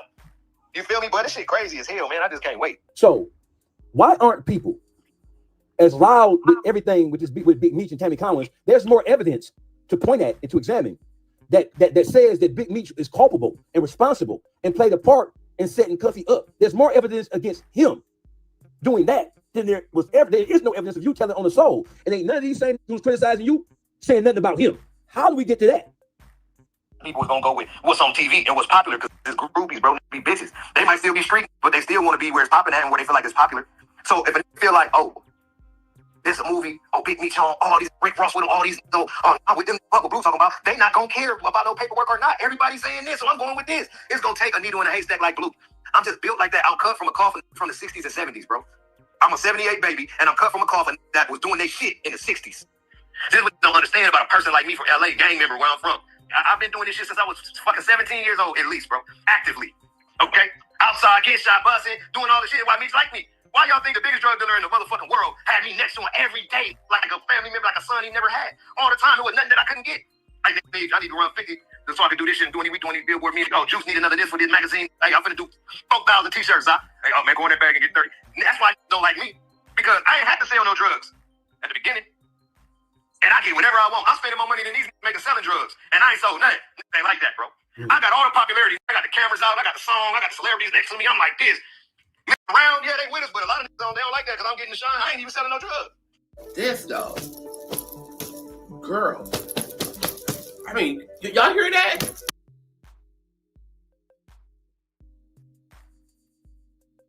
So as you can see, Blue Da Vinci is running his mouth. He said Meech was always high on rugs. He didn't know what to do with the money or whatever.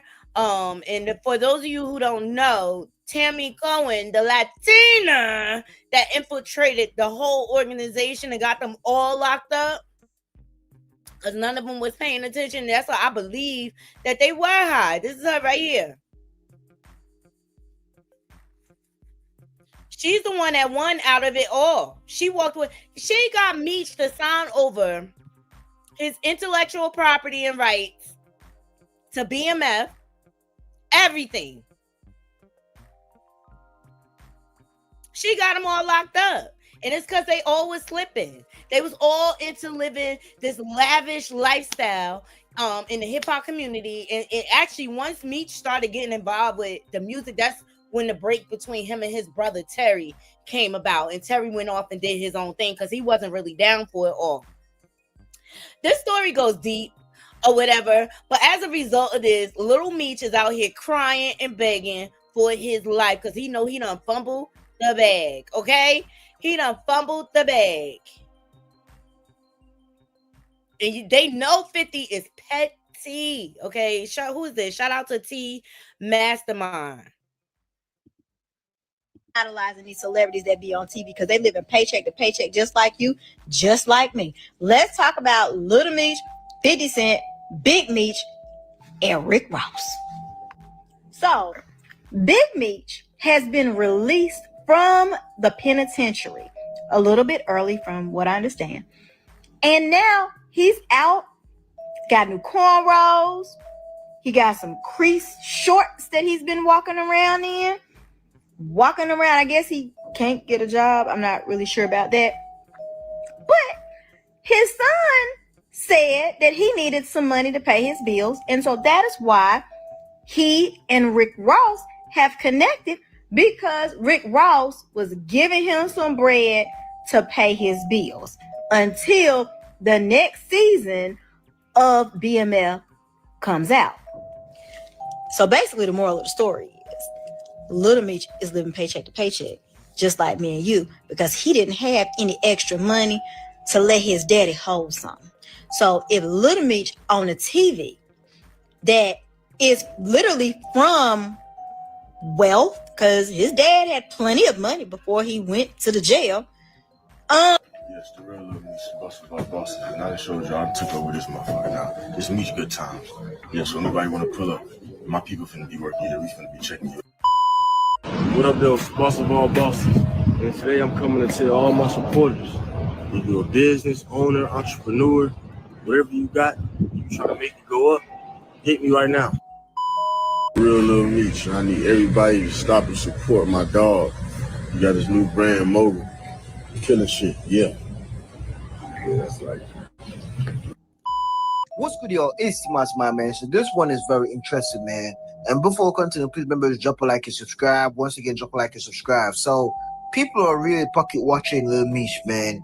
Ever since Lil Meech and 50 Cent, split up, man. Like people be saying Lil Meech is having a hard time, struggling to pay the bills and all that shit, man. But the truth that many of y'all don't know is that y'all don't know shit. That's the truth y'all don't remember, actually. Y'all need to remember you don't know what's really going on. Because for all we know, Lil Meech could be having some big motion going on that y'all don't know about.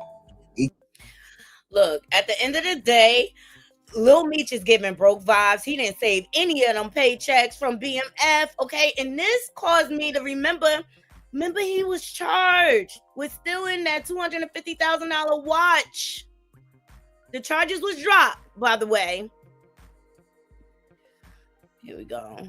Shout out to Black Enterprise, okay? Hate all these ads. The charges was dropped against actor Lil Meech after being accused of grand theft. Okay, I think he ultimately ended up giving it back. Because wasn't what's his name? Sean Kingston, that's what he was charged with. So after being arrested earlier this year for allegedly stealing a $250,000 Richard Mille watch, Black Mafia family BMF star Demetrius Lil Meech Flannery has been exonerated. So according to TMZ, Lil Meech attorney Howard Schrebeck said the case was a misunderstanding that was amicably resolved. So Lil Meech, who plays the role of his real-life father in the 50 Cent produced series on Starz, was originally arrested and booked on 2 counts of first-degree grand theft earlier this year. He was also arrested on a separate count of organized fraud a month later. This is the same stuff Sean Kingston is being charged with right now. The jeweler who accused him of theft have decided to no longer pursue the issue, according to the outlet. A representative of the Miami-Dade State Attorney's Office informed TMZ that the police officer completed an investigation following complaints from several jewelers who were missing various items from the respective stores. The investigation revealed that the jewelers had received the missing goods. See, I just think he ultimately gave it back. Prosecutors then decided to drop the case against Lil Meech. Police accused Lil Meech of trying to trade the Richard Mille watch for another Richard Mille piece at different jewelry stores. Official records show that Lil Meech was released on bond the same day he was arrested. So the actor took to Instagram stories, acknowledged the good news. All right. And that's when it's still giving broke to me. I'm sorry. It's still giving broke to me. Something happened behind the scenes where they got it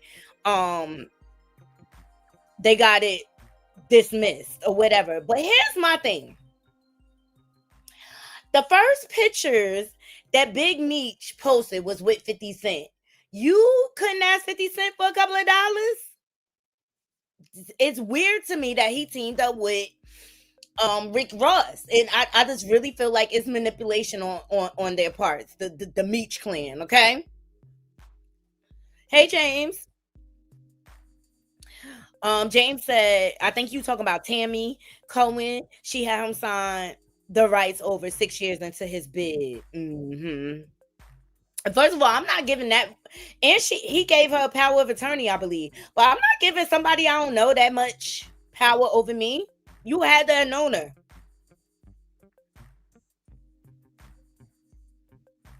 James said, I'm looking at Lil Meech net worth. It is 8 to 10 million. Really?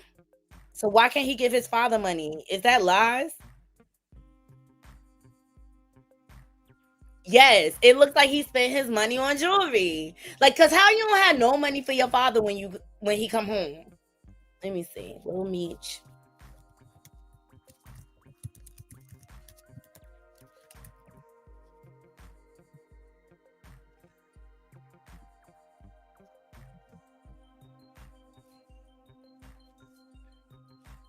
I didn't know he was. I didn't know him as being a rapper. Let me see what this say.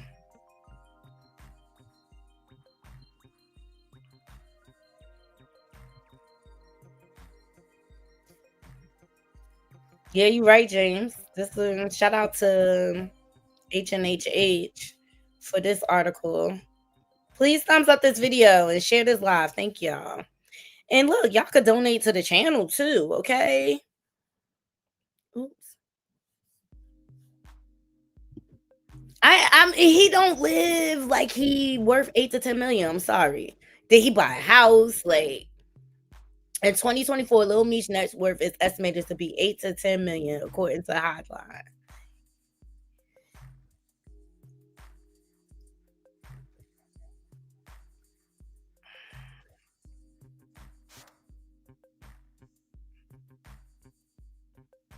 So Lil Meech's music career started in late 2010 with his unique style, and I've never heard any of his music. He quickly gained humble following in the rap community. His debut single "Bad Habits" circulate and shown promising signs of his talent.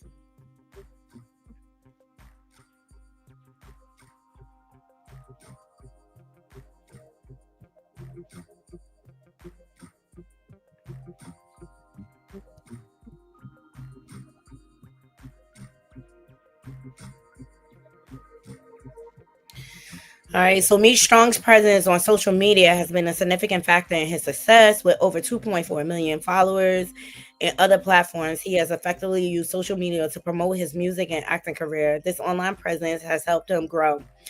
Let me tell you something. With him crossing 50, because y'all know the music industry and the acting industry is all about politics. I wouldn't be surprised if he get blackballed at this point.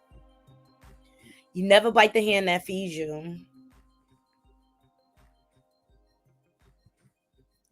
Yeah, but this is my thing, James. Yeah, he still should have something in his bank account. Why your father over there begging Rick Ross for money and you got money? This doesn't make sense to me. This doesn't make sense to me at all. But he played himself by teaming up with 50 Op, and then Op played him. 50 played him by exposing them text messages of him begging. Like y'all know 50 is petty, and if he'll cut off his own son, his flesh and blood, what you think he gonna do to you? Okay, because it was really over when 50's son Marquise showed pictures of him and Supreme. Yes, that's when 50 was done.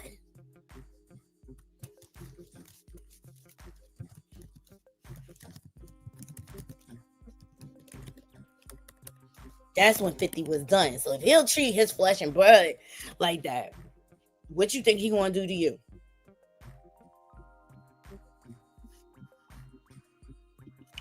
And the industry is all about who you know, and people are gonna perceive it like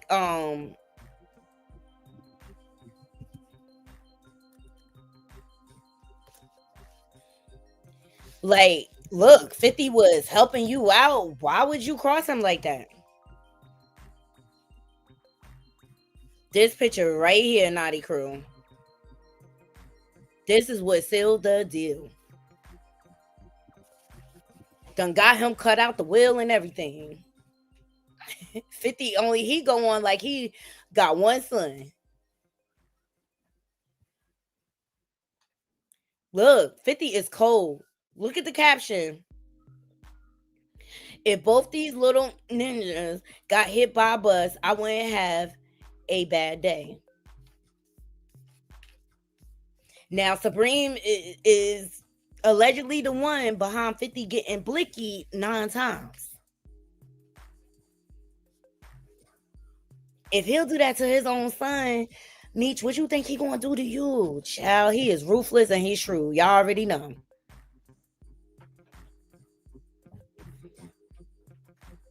James said, I doubt if he get another acting gig. I'm telling you, his acting skills are like basic. Basic. You don't bite the hand that feeds you. Well, I hope he invests whatever little money he got into a business outside of the music industry and acting. 50 Cent is a heavy hitter in both industries, so it's crazy. Y'all heard them rumors that Michelle and Barack broke up? I was so mad about that, like, because I did not believe it.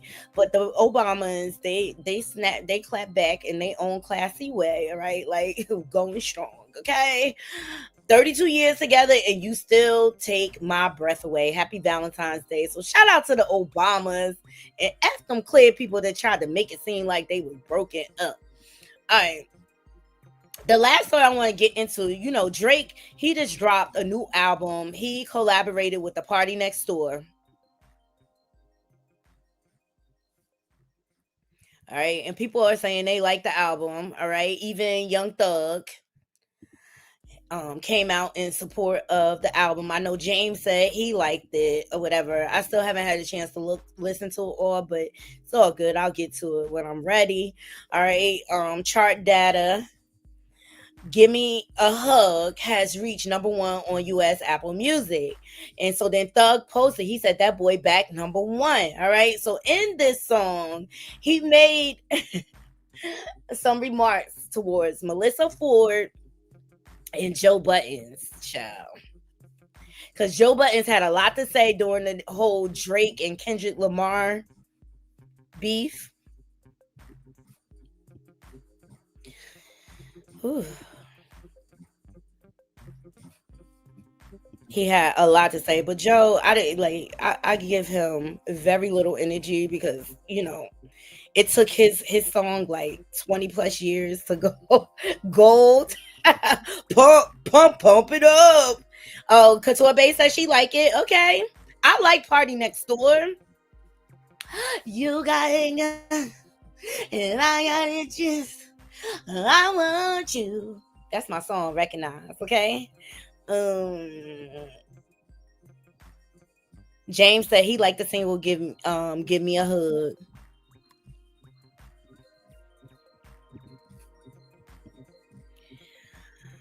All right, let's go into it. So shout out to the Shade Room. So Drake seemingly threw shade at Joe Budden by mentioning his podcast, and also he mentioned Melyssa Ford.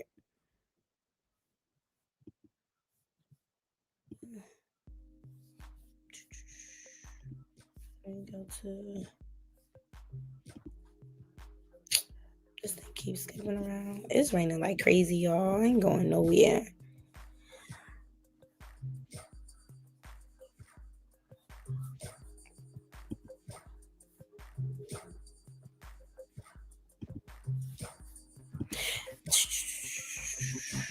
$21 Savage also bigged him up.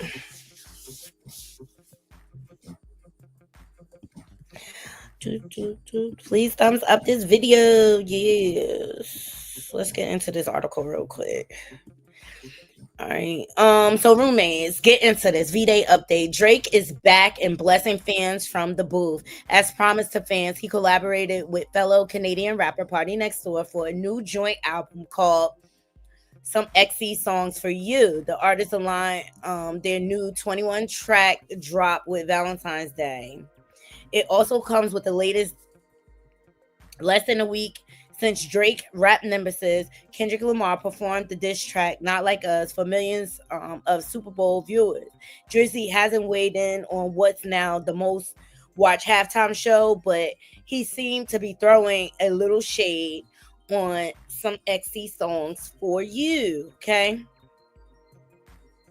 So after Kendrick's performance, Boosie and Marlon Wayans were two celebrities to name drop Drizzy in their reaction. Boosie questioned the loyalty of folks Drake has put on music-wise in the past. Meanwhile, Wayans simply suggested that he needs to check on his boy, following Lamar doubling down on basically calling Drake an alleged minor lover. Child.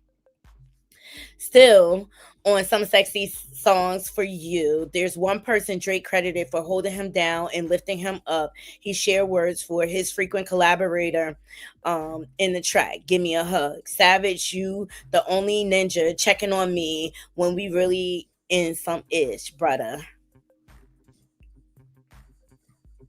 As for the rap beef with Kenny, it looks like Drake is waving the could care less flag on the same track. He clarified they be dropping ish, but we be dropping harder ish of rap beef. I'm trying to get the party lit.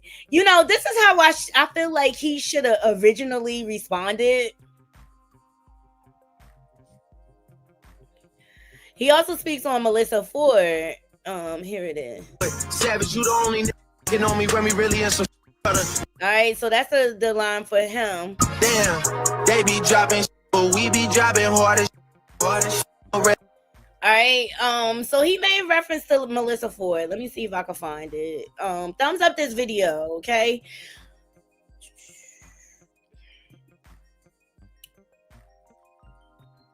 In Joe Budden's podcast. So Melyssa Ford, the Shade Room caught this. She put the track in her bio.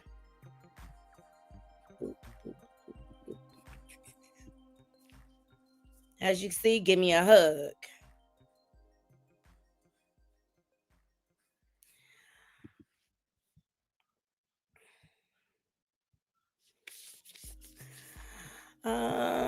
And so then Joe Buttons responded. Okay, let me see if I can find that.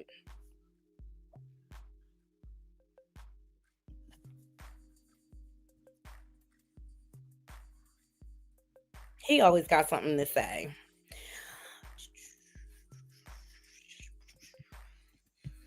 And trust me, Joe is not my favorite podcaster. Yeah, Melyssa is funny. So Melyssa Ford and Joe Budden react to "Give Me a Hug." Shout out to Hot 97 for this. So that's them pointing out that it's in Melyssa Ford's bio. Melyssa Ford, you a legend from the 6. Hate to see you with a dick sucker. Okay, so he says, Melyssa Ford, you a legend. Okay, so shout out to her. I ain't mad. Like, he ain't talking about me in the bed, like, or whatever. You know me when we really in some shit, brother. Yeah, closing the laptop. Sorry. That was fucked up. No, not even that. Now I understand what you meant when you said. Yeah. That's why we letting Flip respond to it. Yeah. Okay, well, hold on. Got it. I've been on the cool shit. It's not Flip. I sit in between two How do you people. know? It's not Flip. You don't know. Yeah, it could be. It could be. Could be. It could be. We just said it it's could not be. Flip. If it's So Flip, you then- saying So it's you're not saying they don't suck dick? If it's, I don't.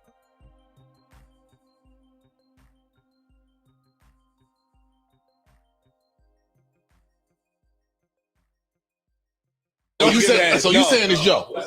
So you calling him that? I don't know what he does, but I know I don't suck dick. And it's not Flip. That whole shit. Now I'm listening.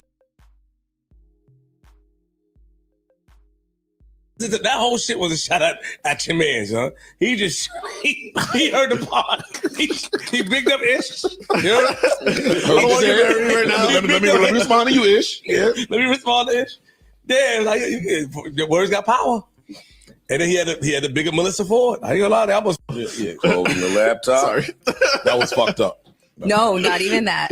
Now I understand what you meant when you said Melyssa Ford. I ain't gonna lie, I was fainting when I heard that shit. That's what are you talking about, nigga? How you feel, man? Yeah, how you feel? I'm still processing. I'm just still processing. It's okay. You can just say Canadians stand together, right? Yeah. You gonna spend?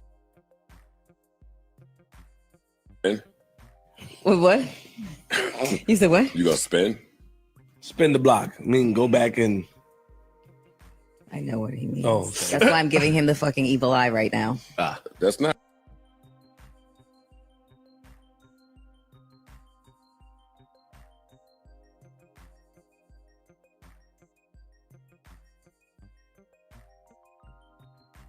What spin mean? No. What does spin mean? What you gonna fucking twirl, nigga? No. That's what I'm saying. She gonna spin the block. I'm not doing this. That could mean two different. Yeah. Spin for us on our behalf, or Yeah. spin? Oh, got you. Yeah. Got it. Fuck you talking about, nigga? Hold on, just play one more time. Let me just hear if it's spin worthy in which direction. Hold a little before it.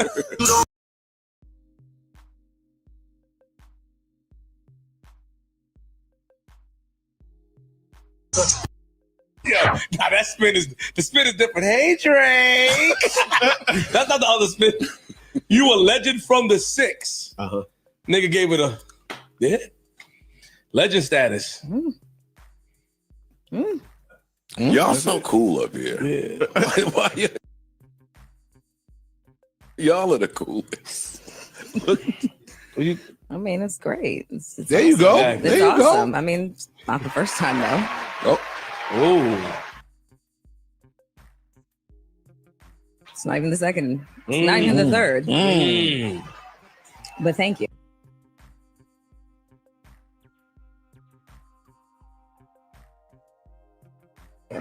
Talk about it. Mel, do you think he's trying to? I don't know what he is The trying art to of do. I am war. not in that man's mind. I do not Do you know. think I it's will a- let Yeah, nah, that spin is. I will let you guys opine on that. Let me ask my guys. Do you think it's the art of war move, nigga? It could be. Wouldn't be bad. Yeah, clever move. Divide Big and up- conquer. Yeah, big up the woman up here. Put her on the pedestal that she belongs on. For sure. And then, you know. I was happy you did that. I was extremely happy. I was happy. Extremely. What the fuck should be happening out there? Yeah. You heard? Big Mel. Big Mel. Legend from the 6. Hate to see you with a dick sucker. Stop. That shit fucked me. I ain't gonna lie. I didn't like that. I will let you.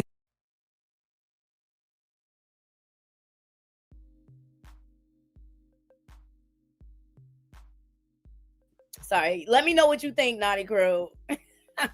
Who is the ick sucker? Okay. I would play it like Melyssa too. I would too. Cause that could have spun into anything. Joe is sad. James said, now I see why Jay-Z didn't want to sign Joe Budden to Rockefeller Records back in the day. Child, he is so corny. It took like 2 decades for his single to go gold. Child, keep on one sleepy, one hit wonder Joe Budden. Okay. Let me see what this is. So this some of the things he was saying during the whole Kendrick and Drake beef. This is probably why he clapping back What at record? I'm starting from what happened. Look, I just feel like Joe Budden was just given a critique as a podcaster of his music, and Drake, the Karen that he is, because he do be acting a little Karen-ish. He couldn't take it. He couldn't take the criticism or whatever. But shout out to Melyssa Ford for handling her ish like a real woman, okay, and didn't let them fools drag her into some nonsense. She's just like, I mean, it's not the first time. All right, you guys. I dropped the link if anybody want to get up here and sound off about anything that we talked about today. We got into a lot. It's a lot going on. We got into Jay-Z and the Diddy lawsuit being dismissed. We got into the details of Diddy's $100 million lawsuit that he brought against NBC and Peacock and so on. All right.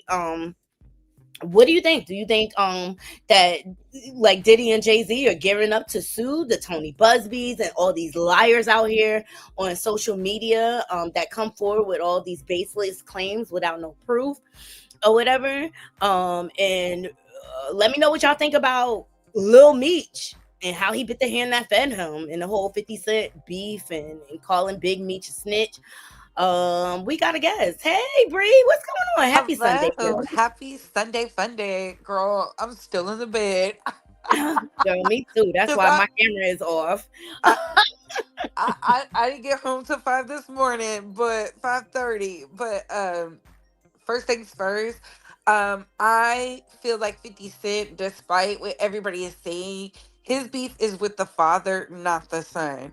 And my issue will always be, yeah, he did give a platform and whatnot, but even though Meech and them made 5 million, he made hundreds of millions off of their likeness. I feel like he doesn't have anything sustainable for his studios, because why would he publicly do this? He only do this with black people, by the way. He did it one time with a white person, and then he bowed out. So I don't like the coonery of it all. Like, if you have an issue, just cut them off. And I believe he is blackballing people. He talks all that ish about Diddy and Jay-Z and them, and then goes and do the same stuff. 50 Mhm. Cent is, in my opinion, is a step in fashion. And it's so sad because he's so much better than that. Um, I think you should look at that one sound clip of Ebro talking about how 50 Cent ruined hip hop for New York. But moving right along. Tony Busby, I said from the start, was lying. And Right. those content creators who propped him up, they're going to be in big trouble. Because if they didn't read what Jay Z said he lost $20 million. He's going to get it from somewhere. Yes. Whether that's Tony Busby or the content creator. And I feel bad because people think it's a game. It's not. They're really going to start, because they know we were making money over here. I don't know who told them we were making the money, but somebody did. And see what happens when y'all talk too much, because now these celebrities are coming after our coinage. So there's that. As for Drake, y'all know I love Drake. I love the album. Mhm. I love Kendrick too. But Kendrick is the better artist. He just doesn't make the better hits. It is what it is. And Mhm. you can't knock the people's choice. As far as Joe Budden has been bothering Drake since 2009. It's Mhm. really weird what I think it's because he's corny to Joe Biden, but here's my thing. Yes, Joe Budden can rap, but can you make a hit? And that's all the music industry really cares about. And that separates the girls from the boys. I've been saying it. It's one thing to write a rap hit. It's another thing to write a R&B, pop, country hit, all those things. So that's why I say Drake knows how to sell music. He gave Beyonce a whole new sound. And people hate to say that, but that's the truth. She was over there married to Jay all those years. He never gave her that. It Right. took the Canadian to do it. So he is a threat to them because he's popular. Like, To be at quite this honest, I feel like when she started like collaborating with Jay and doing albums with him, like her quality of music went down to me. That's my opinion. a lot of people have said that. CW has said that. CW's in my chat and stuff like that. I Mhm. I always say the men like Future and Drake get the most flack because they know how to make sound for music. And I keep saying this, that is what separates, they're like real artists. And like they're not only just artists, they're musically inclined. Not everybody has that skill set. Not Right. everybody can go out and write I'm ready for Alicia Keys and it's a hit. Alicia Keys was in the game all that time and could not get a hit until Drake came Right. along. Right. Beyonce said she didn't even know she was engulfed in being a mother, and here comes Drake. Nicki has said it too. I was stuck on E, and here comes Drake. Like, Drake really be saving the girls, and that's the secret they hate to say out loud because I was just about to say, you think that's why they hating? Because Drake getting all the girls? yeah, like, who's gonna be mad at a man who can write them a hit? This is why David Foster will always be loved in the community. The girlies who could sing, the Fulalas, the Celine, the Whitneys, the Mariahs, baby, they love him. They paid him whatever he asked for just to get a David, hit. hold on, Katobe. David Foster is his ex-wife was on Real Housewives of Beverly Hills originally. Yes. Is that him? Yes. Yeah, he writes those hits. Oh, absolutely. He collab with everybody. They talking about Gigi Hadid mom, her Yeah. ex-husband. Write hits Yes. that stick like grits. And Yes. he's married He to hits he's the married great. to a actress, and his new daughter is very musically inclined.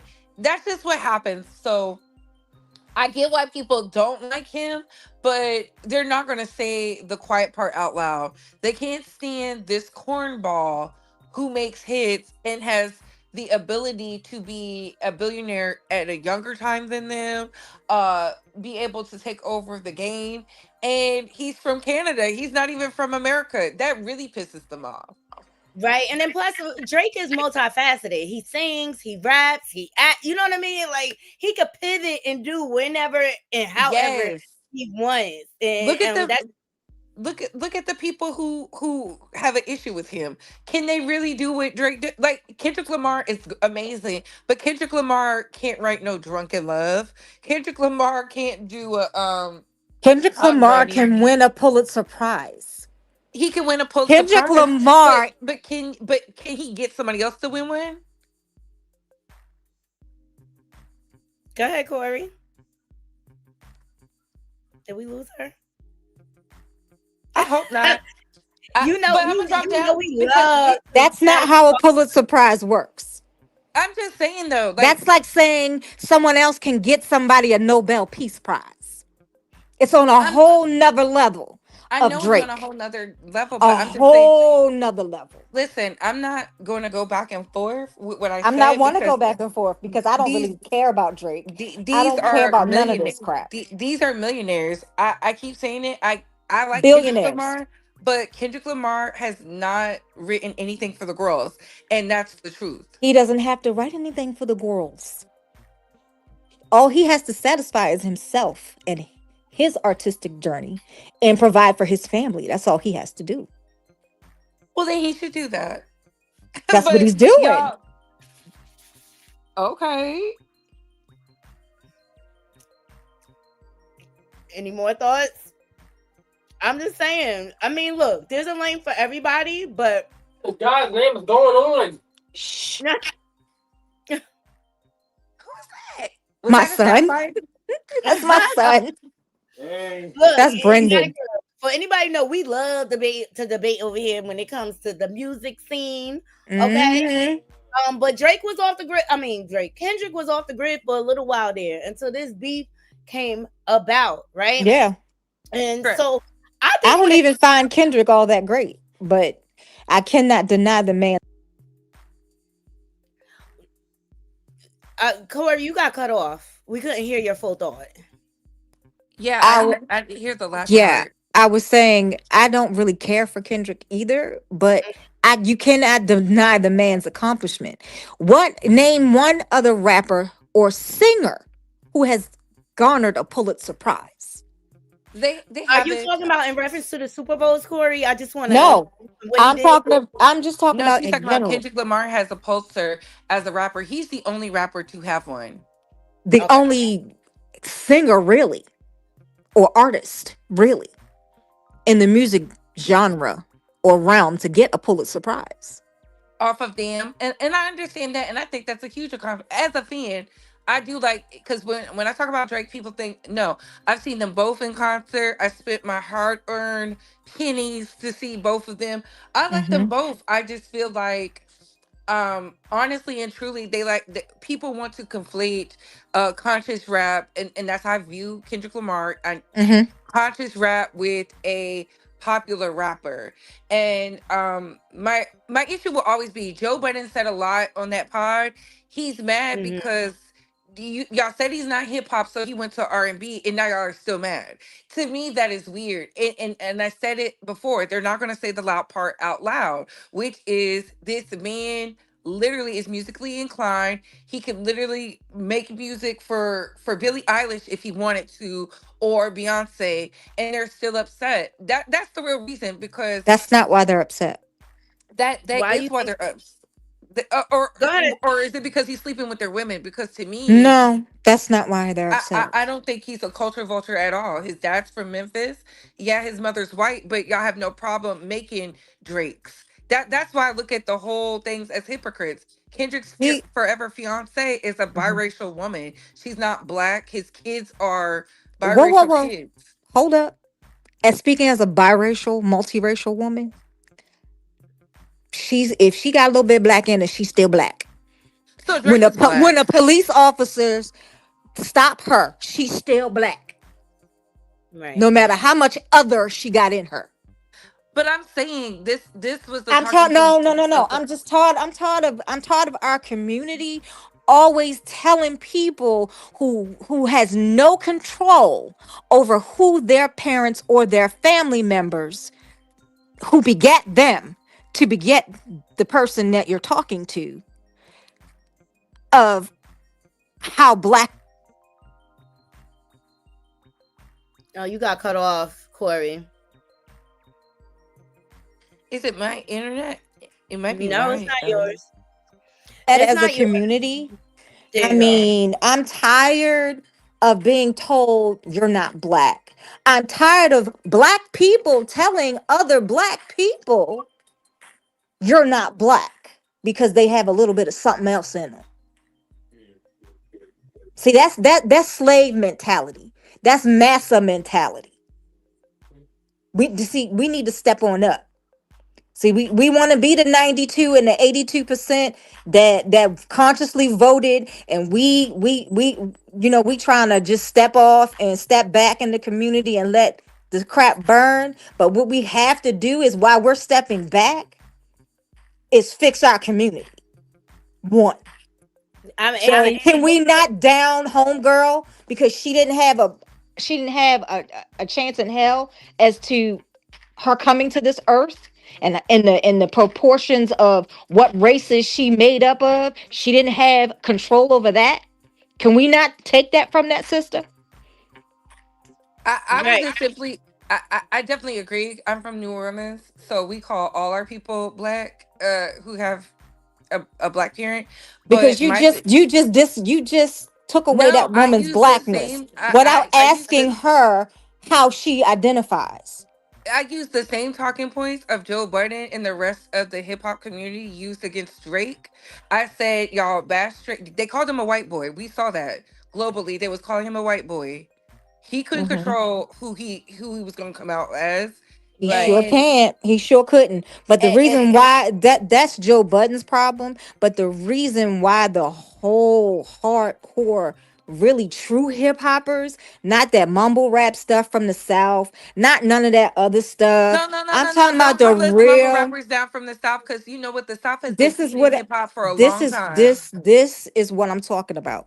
I'm talking about the actual foundations of hip hop, where it came from, and what it was spawned from. Not this fluff that's going on now. I'm talking about the real hip hop community, and I consider Kendrick like maybe one of those real hip hoppers who's been studying it for years, and who is a wordsmith and took the time to become a wordsmith, and not have someone ghostwrite for him sometimes, and not have and not pretend to be hard and from the streets, because we all know ain't nothing street or hood about Drake. About a lot Okay, of these rappers that try to represent exactly, But that's not fair. exactly, I totally disagree. exactly. I totally And why do you disagree. disagree, Couture Bay? Why do you I disagree? disagree because one, the South always has something to say, and we don't just do mumble rap. That's one. Y'all gotta stop disrespecting the South, because if the I South didn't say the other South rappers. I said no, you said mumble mumble. rap. You said mumble I rap said from the South. mumble rap. Hold And on, that is Corey. the recent crew of Southern rappers. That's The not true, because mumbles. no, they say that, but these are the same people who are I'm begging not talking about Southern. Outkast. I'm Hold on. not talking Time out, about lady. T.I. Time I'm out. not talking about Andre I get the mumble 3000. rap, I'm but not talking about none of them. a lot of that mumble drill rap I think you're talking about, it came from Chicago too. Hello. It came from a lot of areas, right?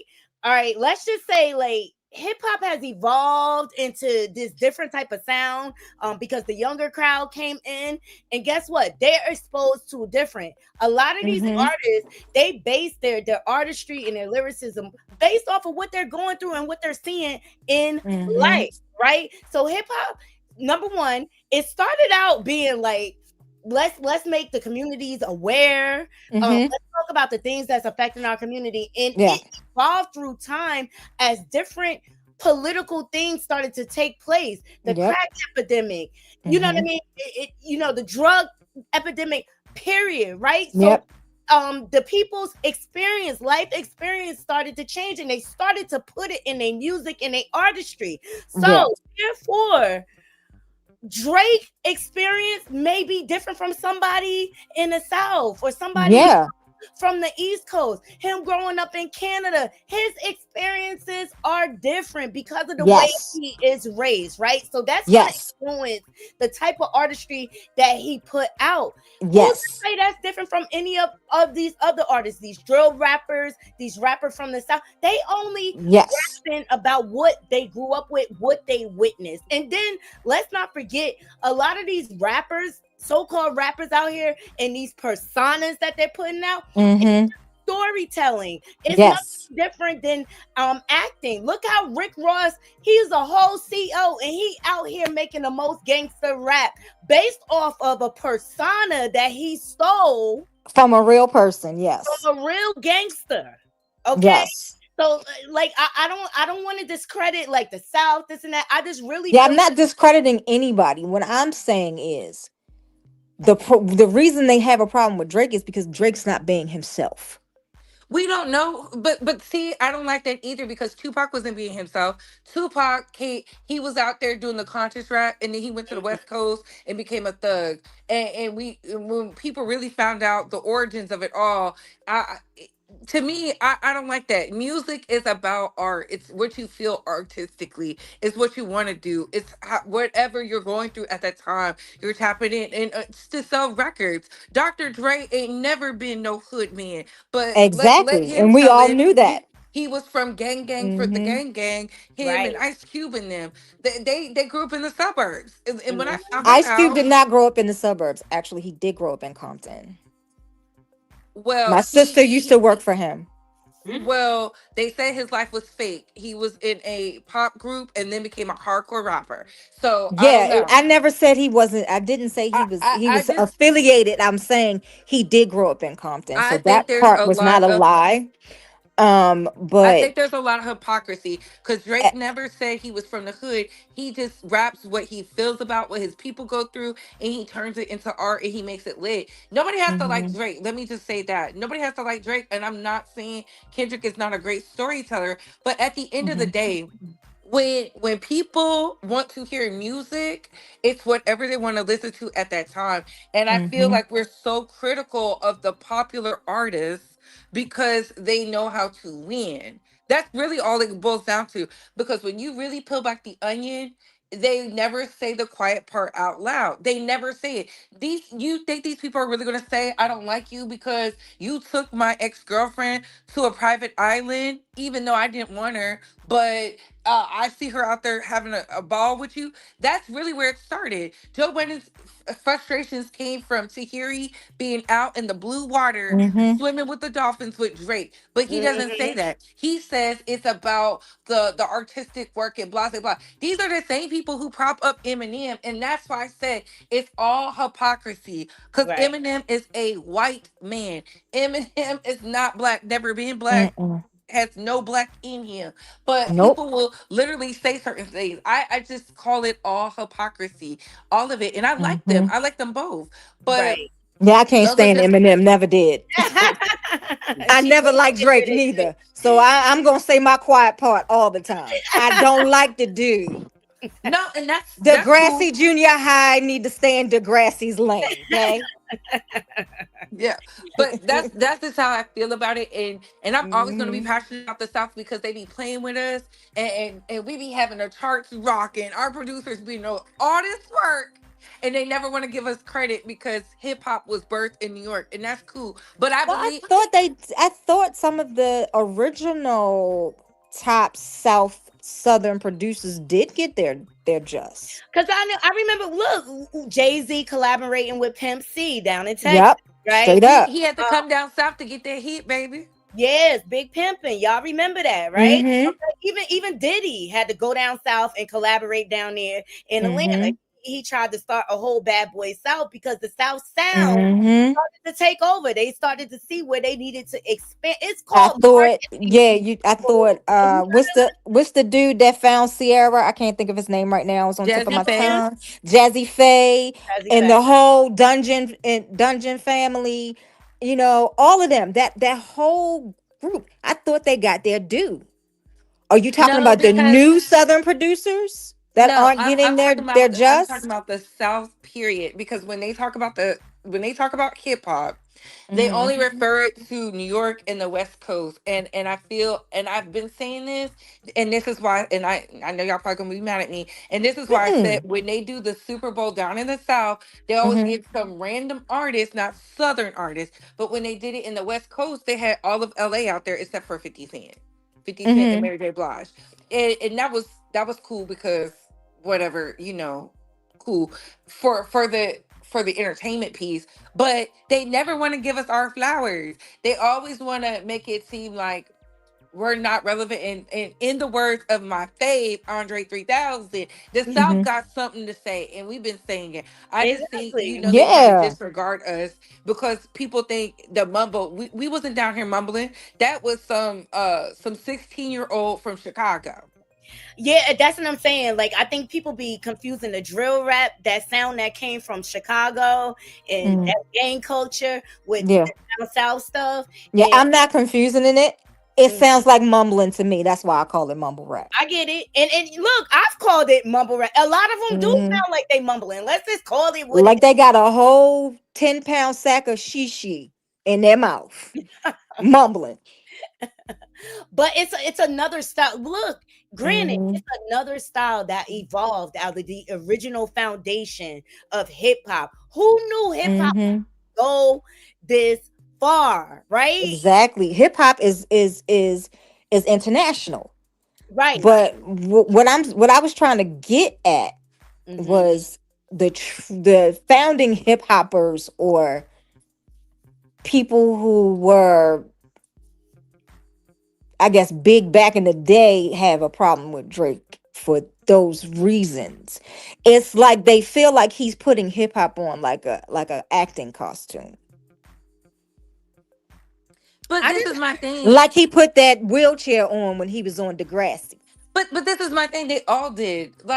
Yeah, that's what I'm Like saying. They accusing him will of we doing the really? same thing they did to sell You albums. can't get. I Hmm. think it's just they're mad because he's selling more. He's doing what they did because. I call it to when we do content creator space, and I'm gonna drop down after this because I need to eat Okay. because my window has Let's opened. Uh, all these people do all this trailblazing just to try to gatekeep and be like, oh, you can't do it like this. And they Hmm. was doing it like this. They was out here uh uh putting on a costume and pretending. Do we really think they're out here rat to tat tat and bat and all this? A lot of these rappers never did any of that stuff. Nothing. You Yeah. know, never had that persona, never been in a gang, never done the drugs, never, just Hmm. never, but they put it in their music and it sold. Yeah. right. Like Let me just say just like some. Oh, go I, ahead. just like Common, when Common was talking all that Hi, puppy. whoopity woke pro black stuff at Mhm. first and then switched up the sound to get hot. They all do it, right? Because at the end of the day, yes, I believe you should be able to be impactful with your music too, but you should also make money from your art. And I'm not saying anybody destroyed anything. It's just the wave of the generation. You're not going to get it. I'm not going to understand what Kumo D and Public Enemy were Mhm. feeling. I'm not going to be, because that's not my generation. My Right. generation is Drake. My generation is Kendrick Lamar. It is Future. So Mhm. I resonate more with their messaging. Is it all bad? No, but they're my speed. Now, when it comes to the sounds after me, like I'll use Olivia Rodrigo. I don't listen to nothing that girl has to say. But for whatever, my niece loves her, loves everything about her. Right. And I'm like, who is this? But that is of her time. And I think it, like my dad said, when he was growing up, they said the music was trash, the people won't bounce nothing. Mhm. And now we're turning around saying the same thing. And I think when somebody finds a way to make it work for them, people do get jealous, but they're not going to say they're jealous. They're going to stay Yeah. silent. I do believe they're jealous of the actor who turned hip hop upside down and made it beneficial to him. And I think they're still mad because he's not even doing anything hip hop. He's in R&B, and they were Joe Budden was clearly upset. He was clearly upset, mad, and they could say whatever they want to say, but people have been backtracking and all this other stuff, and now I'm starting to believe the artists, even the most problematic artists, when they say these people be doing stuff and then want to retract. I happen to see it. I saw what Apple Music had to say about Drake and Party Next Door, and then they took it down and put something else up, and I said, that's crazy. I Right. finally see what the artists are talking about. So I It's do a lot believe, of playing of the swords, but let's not yeah. forget a lot of the source of this beef and people using their platforms to disparage the artists and their artistry. Mm-hmm. It's come from women, Corey. They're jealous. Yeah.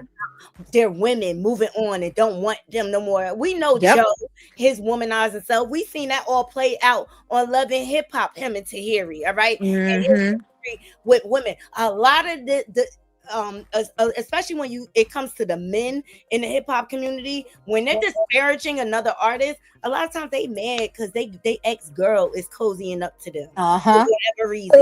Or that ex-girl is being produced by such and such. Right. God Mm-hmm. forbid if she move on to something better. Yeah.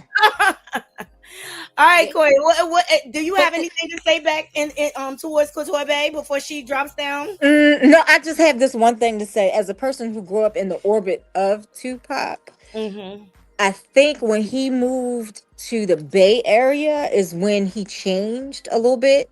I don't know if he put it on like a costume or what, but he was going through a lot at that point. His mom was still in jail or whatever, and it was a lot of reasons why he was where he was.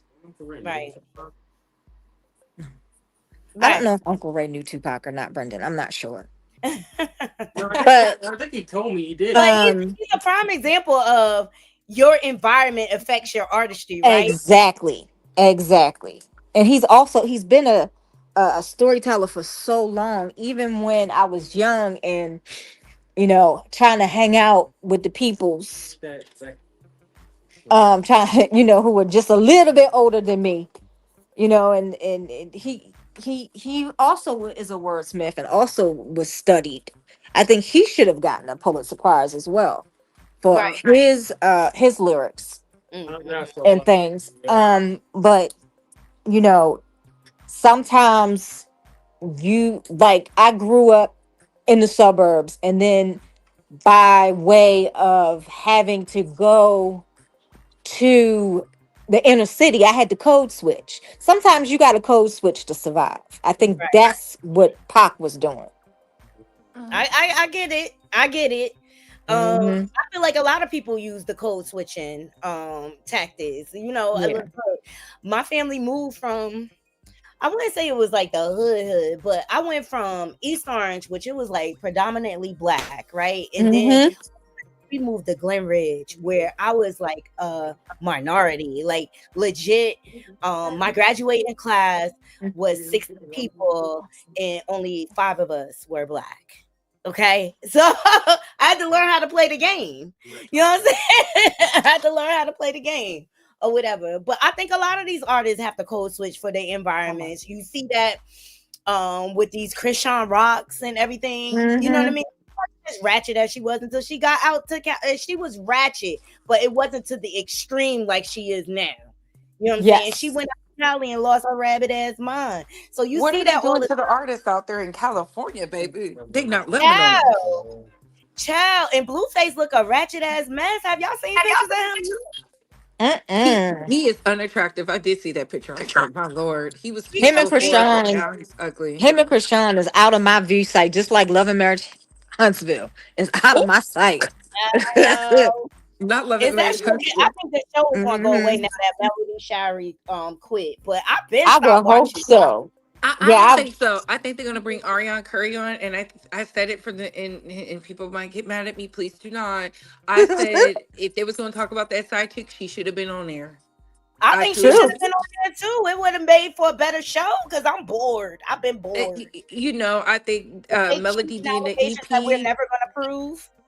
yeah, Melody being an EP over Mm-hmm. that, I thought that was stupid. I said if she was a real EP, she would have had that lady on the show, so she could have got her bread and they could have made more money. But I feel like Melody feels like it's going to shut the show down. I don't think so. And that's my issue with people being in their feelings versus getting this money. And that's my biggest issue with 50 Cent. That's what I want to go back to. 50 Yes. Cent, he claims he's about loyalty and stuff like that. He would never tear a white man down the way he be doing these black men. And I get it, Big Meech is a rapper, drug dealer, or whatever. But Mm-hmm. he would never do a white man like that. And a white Nope. man stole money from him. And Mm-hmm. he ain't never trolled that white man the way that he be doing these black people. And to me, that's a crab in the barrel mentality because instead Mm-hmm. of putting people on and doing the whoop de woo, you want to come out here and make it seem like all these people did you wrong. And that's why he's going to be one of those old men who are going to die alone. He's gonna die alone. Ray J's not. He is because 50 Cent is not likable. How is it so possible that you with all this success, all this money, all this all these connections, not no woman wants to be around you. That's a problem. And then all these men who you just shove like because 50 Cent is almost 50. What does he look like Mm-hmm. stopping a 20-something-year-old's bag? But he had the nerve to talk about Jay-Z? You Right. use the same mouth to talk about Jay-Z to use some same tactics. I will never like that. And he's pathetic to me. And it's giving borderline gay because why are you so Woo! obsessed with this drug dealer? Ooh, you better tell it. Ah! I don't You know. better tell it. But You let got me the drop right down, y'all. woman I now. gotta You and Corey will agree. She cannot stand You 50 Yeah, I sure can. You better tell it, girl. You better speak it. Thank you, because it's weird. Y'all don't think it's weird? I don't understand the obsession with this drug dealer. And look, and like I Mm-hmm. said, look, 50. I know he got his flaws. He just been a troll forever. He true to who he is. That's it. You know, he gonna stand on business on his petty. Okay, he ain't never going back down or whatever. But I also see why people don't like him. Him leaking people X tape. People don't know a Mm-hmm. woman sued him and won. Multiple. They come Stony from the sued and right with won. autistic people. Yes, he did, baby. Yes, he did. He set that house on fire. I don't care what he said. The baby mama said he set that house on fire in Connecticut because she did Mm-hmm. not want him back. I believe her. People think she's some scorn lady. No. And like he's not gonna have a relationship with that little son either. We ain't seen him post that little baby since he been calling the mother a prostitute. So Oh, let me drop down. somebody gonna get 50. Somebody gonna bop 50 one of these days. They I can't are. wait to You see know it. what? And I just I think think 50 I'll came get into some the of game these with that boys. bitterness, because the situation that happened that he alleged happened with Supreme, even though they never connected the two. Did they ever Mm-hmm. get who blickied him 9 times? Mm-mm. They Right. said And they he said blames it on Supreme. How do you know? He just as bad as a jaguar, right? Coming out here making all Yep. these accusations. he was mad because Supreme said he's not a good man, and despite his success and all that, he's not a good man. And I Nope. believe everything Ja Rule said about 50 Cent, and I believe everything God rest his soul or God he said about 50 Cent, because at the end of the day, 50 real y'all gotta go listen to it. I can't stand Ebro, but his talking points was very spot on. He ruined rap for New York. He Yeah. really did. He really did. Because of the And trolling, you think the way he came in and trolled, and then he started creating all these beefs through the industry, right? all That's these where the beats and Mm-hmm. Negro. making it about the billboards and all that. He ruined hip hop for New York. That's why New Yorkers have a really hard time breaking the pavement because y'all got New York has some really nice artists. I'm very musically inclined. I like Joey Badass. I think he's very talented. Mhm, I see Rakim in him. You know, mhm. I just think when 50 was doing all of that stuff, because granted, people forget him being on the 8 Mile album with Winksta did numbers for him. 8 Mile was the Yep. biggest movie in the world at that time. I remember going to see it when I was in high school. Right. I Right. vowed never to see it. You never you didn't go see it? It's so No, good. It's sad no. too because it literally put a white man as the face of hip hop who sells because he did Right. numbers. Because No, Lose Yourself was I amazing. don't. Yeah, I've never really listened to Eminem ever. But you notice how like a lot of these artists they have to disparage women Mm-hmm. in the process to be successful or to get noticed. Do y'all Yep. ever notice that? Yep. Of course. Yeah. Listen, I Look listened how to they did comments and Roxanne comments. Shante. Exactly. But that's why I respected the way Melissa Ford responded to Drake. Listen, she's not Putting about to her in the lose. She's not about to lose that good job where she don't have to do no real work.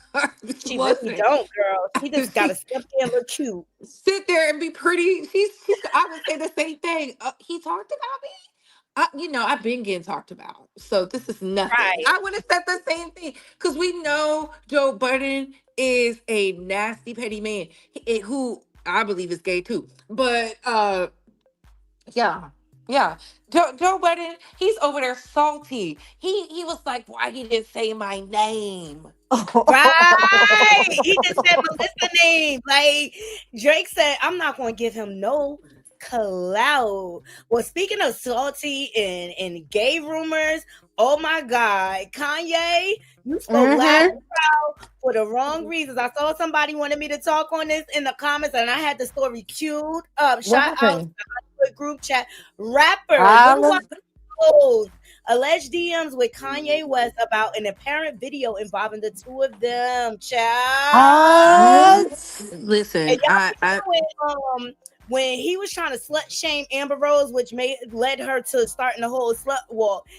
Amber Rose came out and said, "Oh, Kanye, you miss me playing with your booty hole, okay?" Oh, I Uh-huh. heard she like pegging. listen. I definitely believe the gay rumors because if y'all remember when he was over there with Bob Ma, Mm-hmm. Oliver, yeah, you guys Olivia. know the Mm-hmm. fact. The and how he got the fit. They said they were gay lovers. That's who Ooh. Kim really was mad at. Kim was over there getting cheated on allegedly. That's what the girls was saying. They said that him and Oliver had a thing. Who is the creative director for Balmain? Hence Mm-hmm. why uh Anna Wintour finally allowed Kim in the good graces Yep. of the fashion world. It was Mhm. for because Olivier said to do it. And Right. then they said he also had a weird relationship with who was the creative director for Cellini at that time? Him too, the white man. Um. Oh God, I can't think of his name right now. They said And him as well. And then Azalea Banks came out and said him and old boy from Off White were Virgil. Virgil, really? That's what Azalea said. Azalea know all the gay Yeah, she secrets. be spilling the deets, okay? So you think his wife was a beard? Virgil's I wife was a think beard? I think Kim doesn't mind her man doing stuff.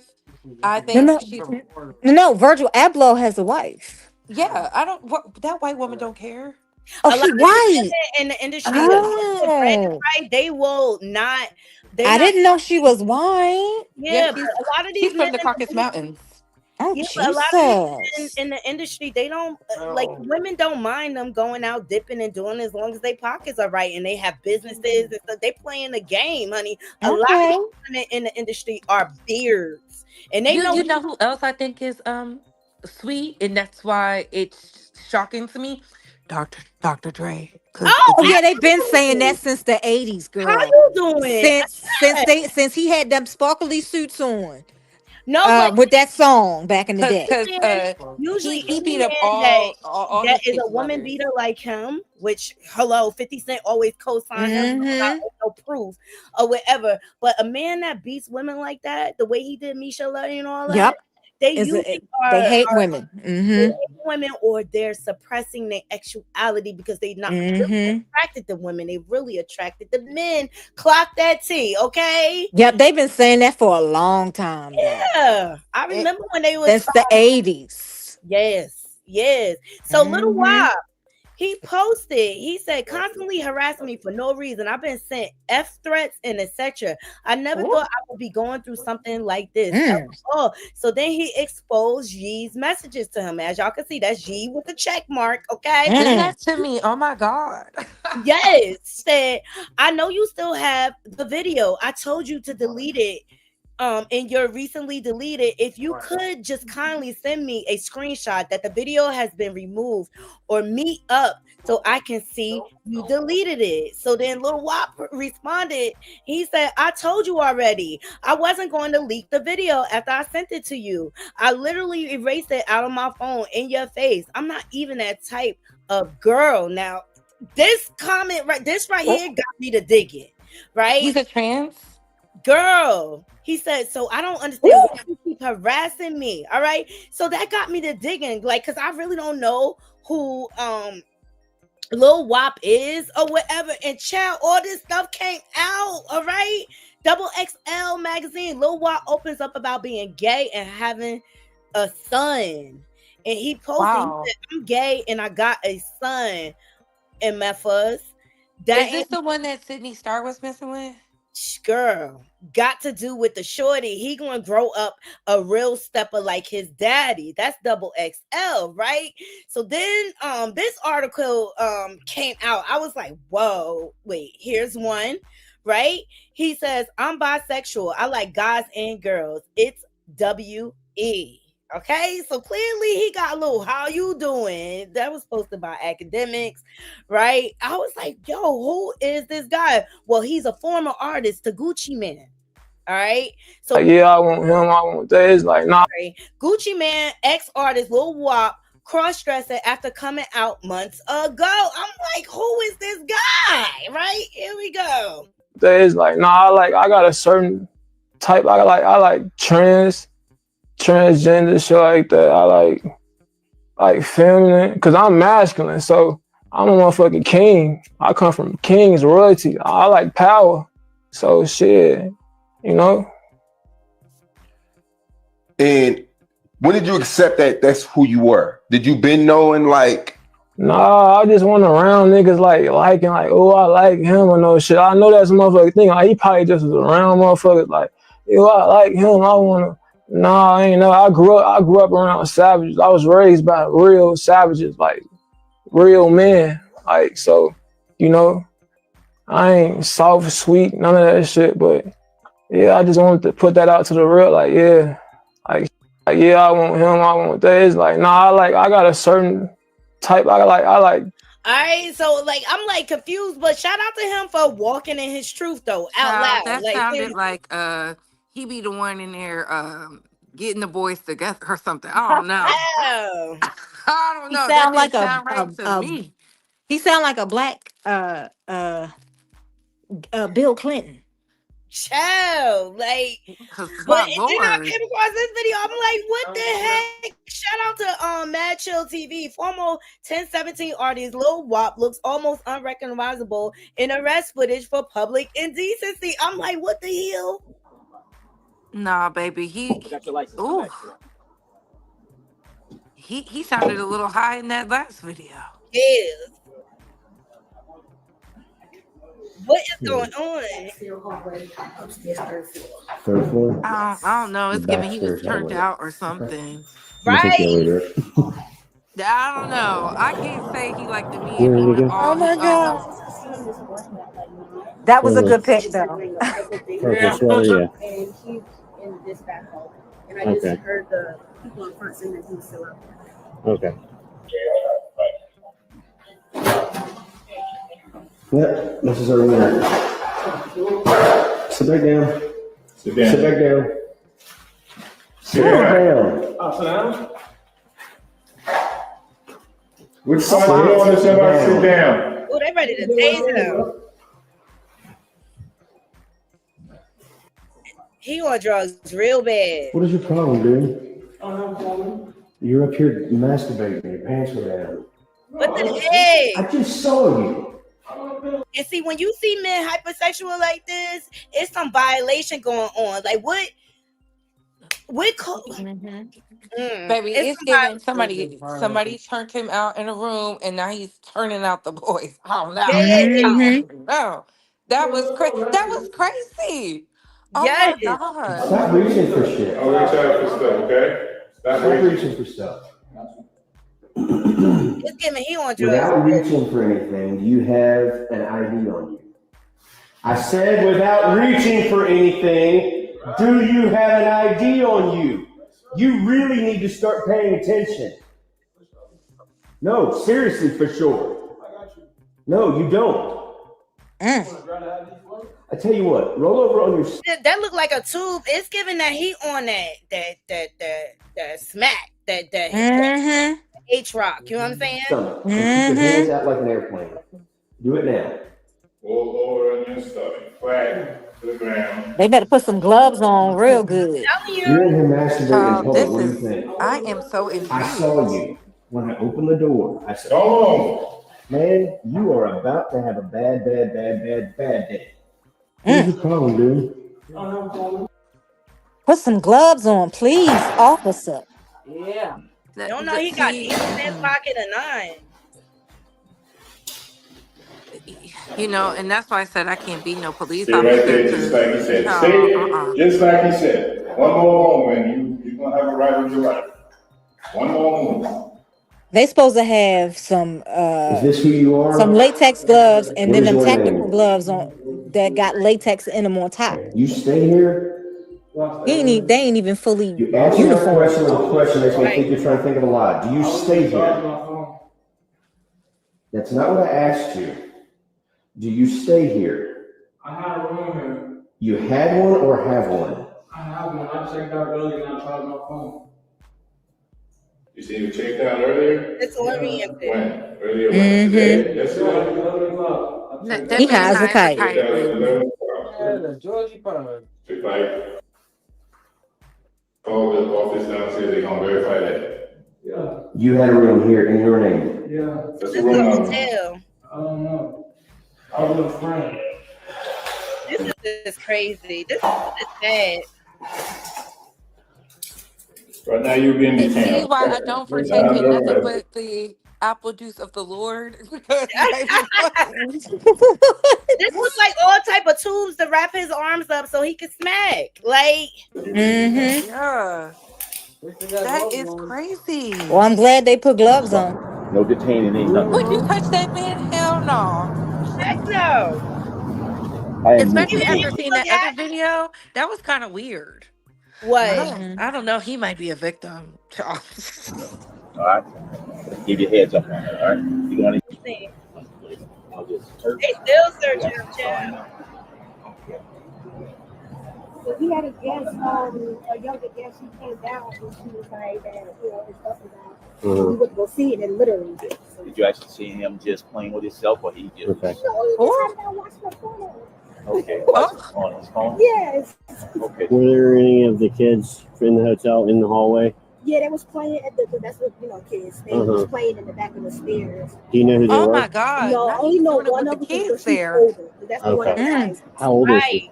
She may be like 20. 20? Yeah. That's not a kid. Yeah, no, I'm saying that's the only adult one that you know told me where to go. But the kids were just running like, oh, I'm being fresh. You don't know any of the little kids or where the rooms are? Okay.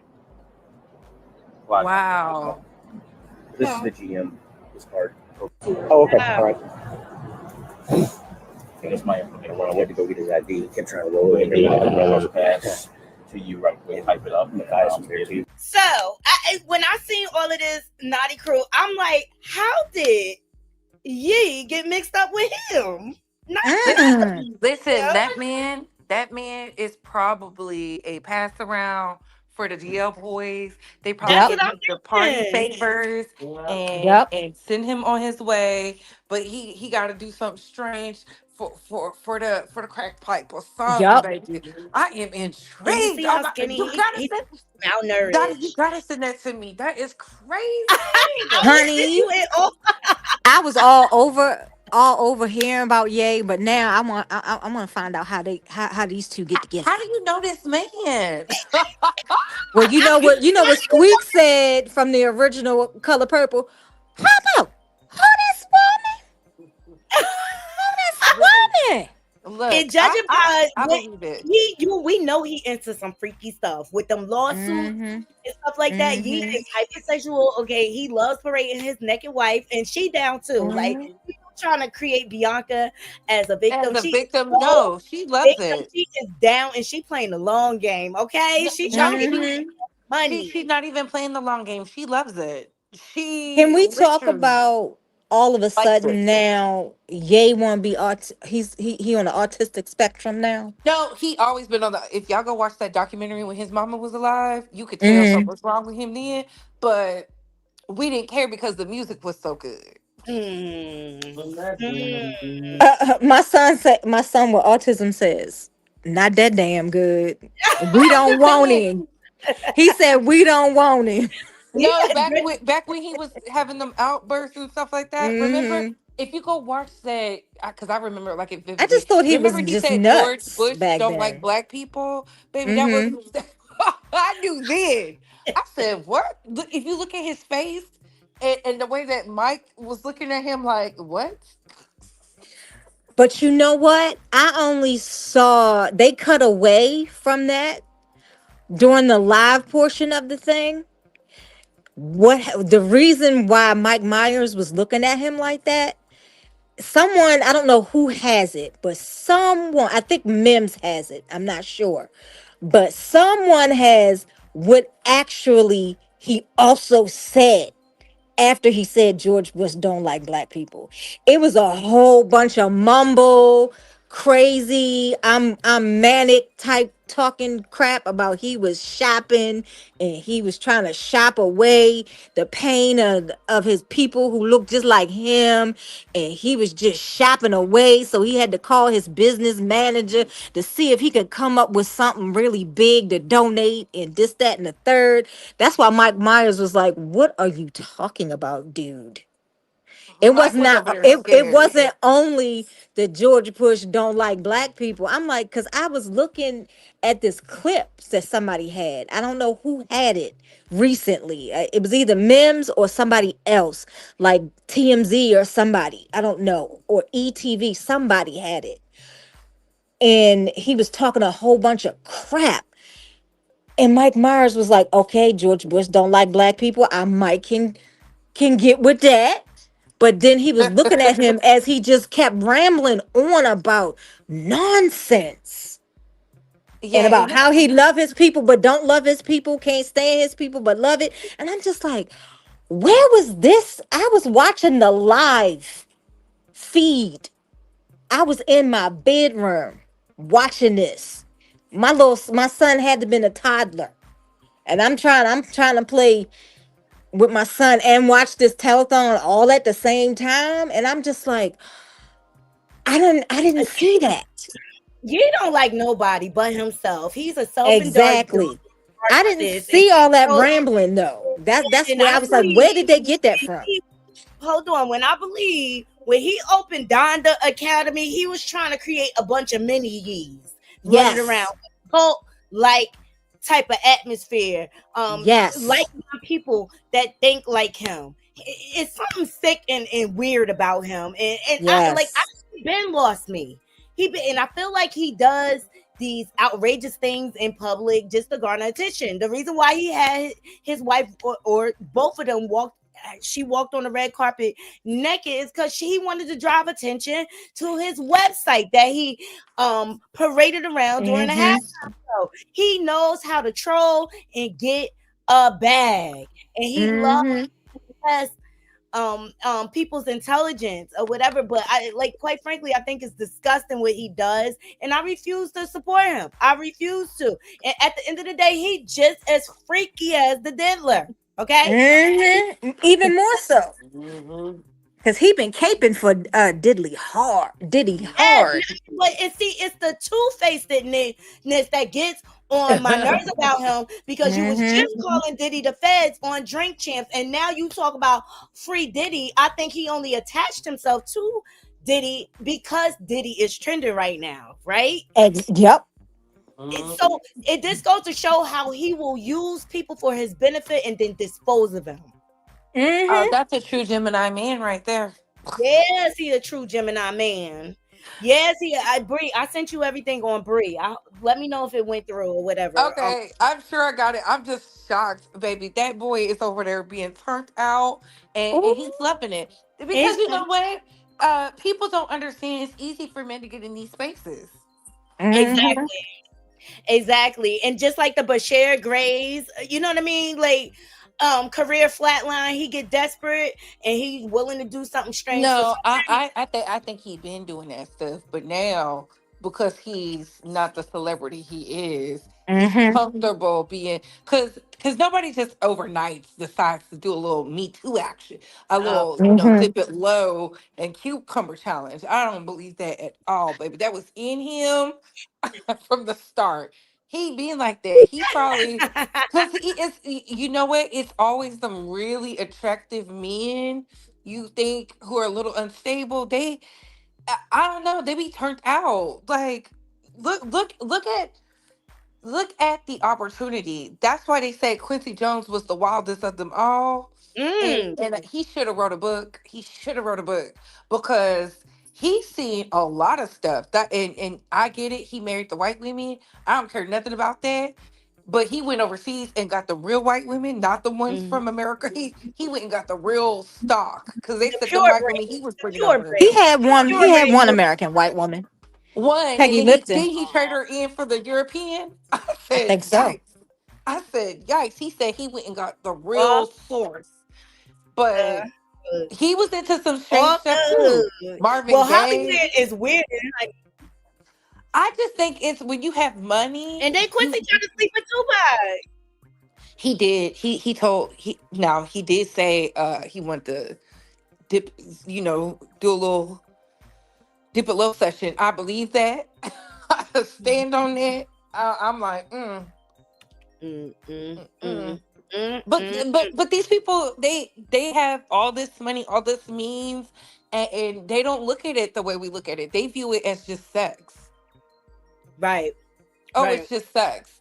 That's why that man was like, I don't care. I like them all. Like, baby, he was hot. He's doing it. He's a gay for pay. That's why he's over there with Ye. Yeah. Ye must got some money for him. And with him going on all these interviews saying it out loud, that just made him a target, okay? Like He was like, oh, advertising. I truly believe he was out there advertising. Let me set my bid out there, the hook and sinker. That's why I'm ooh, down for whatever, baby. Okay. call All me. right. All Call right, me. ladies. Uh-huh. All right, I'm All gonna right. drop Take down your time. I'm myself about to too. go. All right. All Okay. right. Thank Bye bye. you. All right. Thank you. Bye. Thank you. All right, y'all. Look, don't expect those refunds on time. The IRS will lay off up to 15,000 probationary workers in the middle of tax season. Ciao. Y'all better do that quick, fast refund, okay? The IRS is laying off to 15,000 workers in the middle of tax season. The government says it's to cut costs, but this could slow down tax refunds for millions.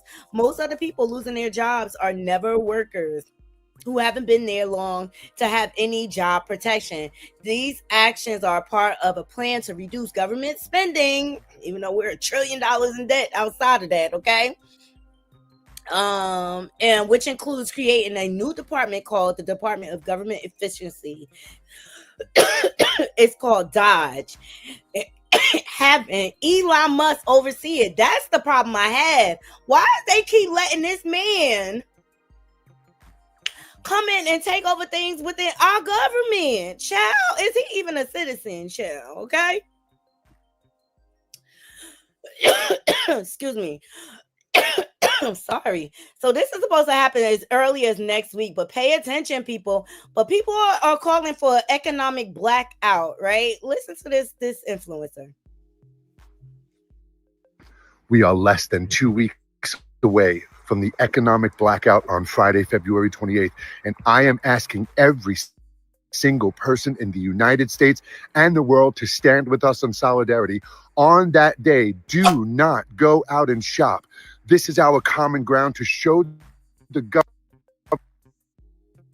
government we can stand in solidarity, and that's what we're showing them. This isn't about taking anything away from anyone or hurting anyone's business.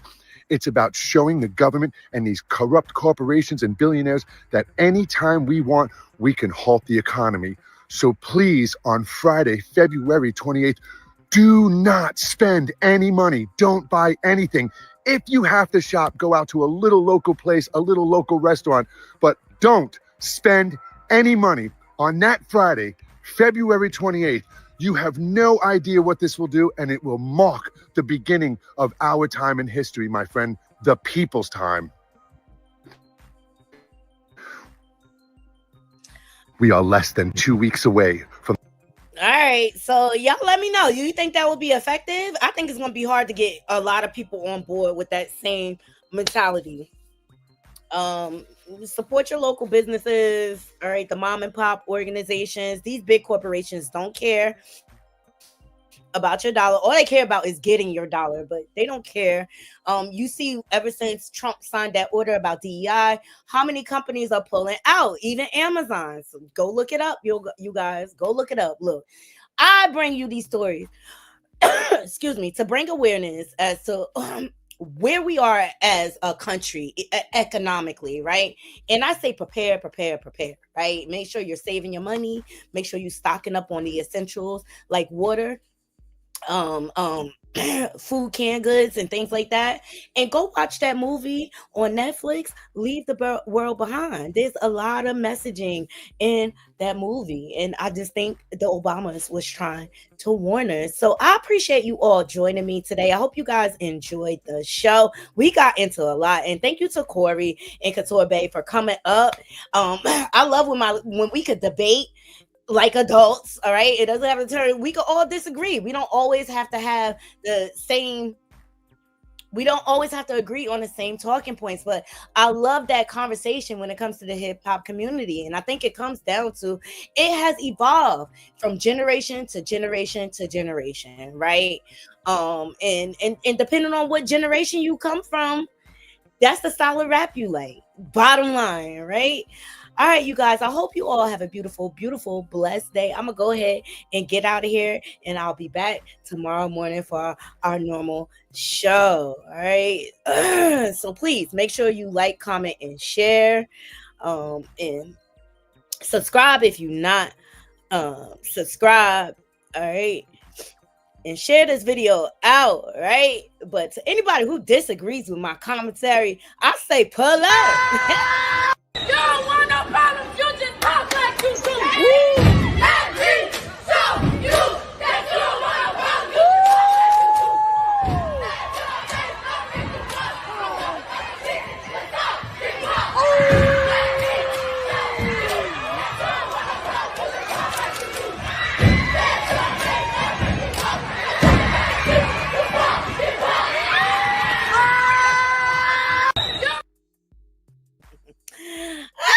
You got a problem? Pull up. Let's talk about it. All right. Until next time, Naughty Crew, I'm out. 1.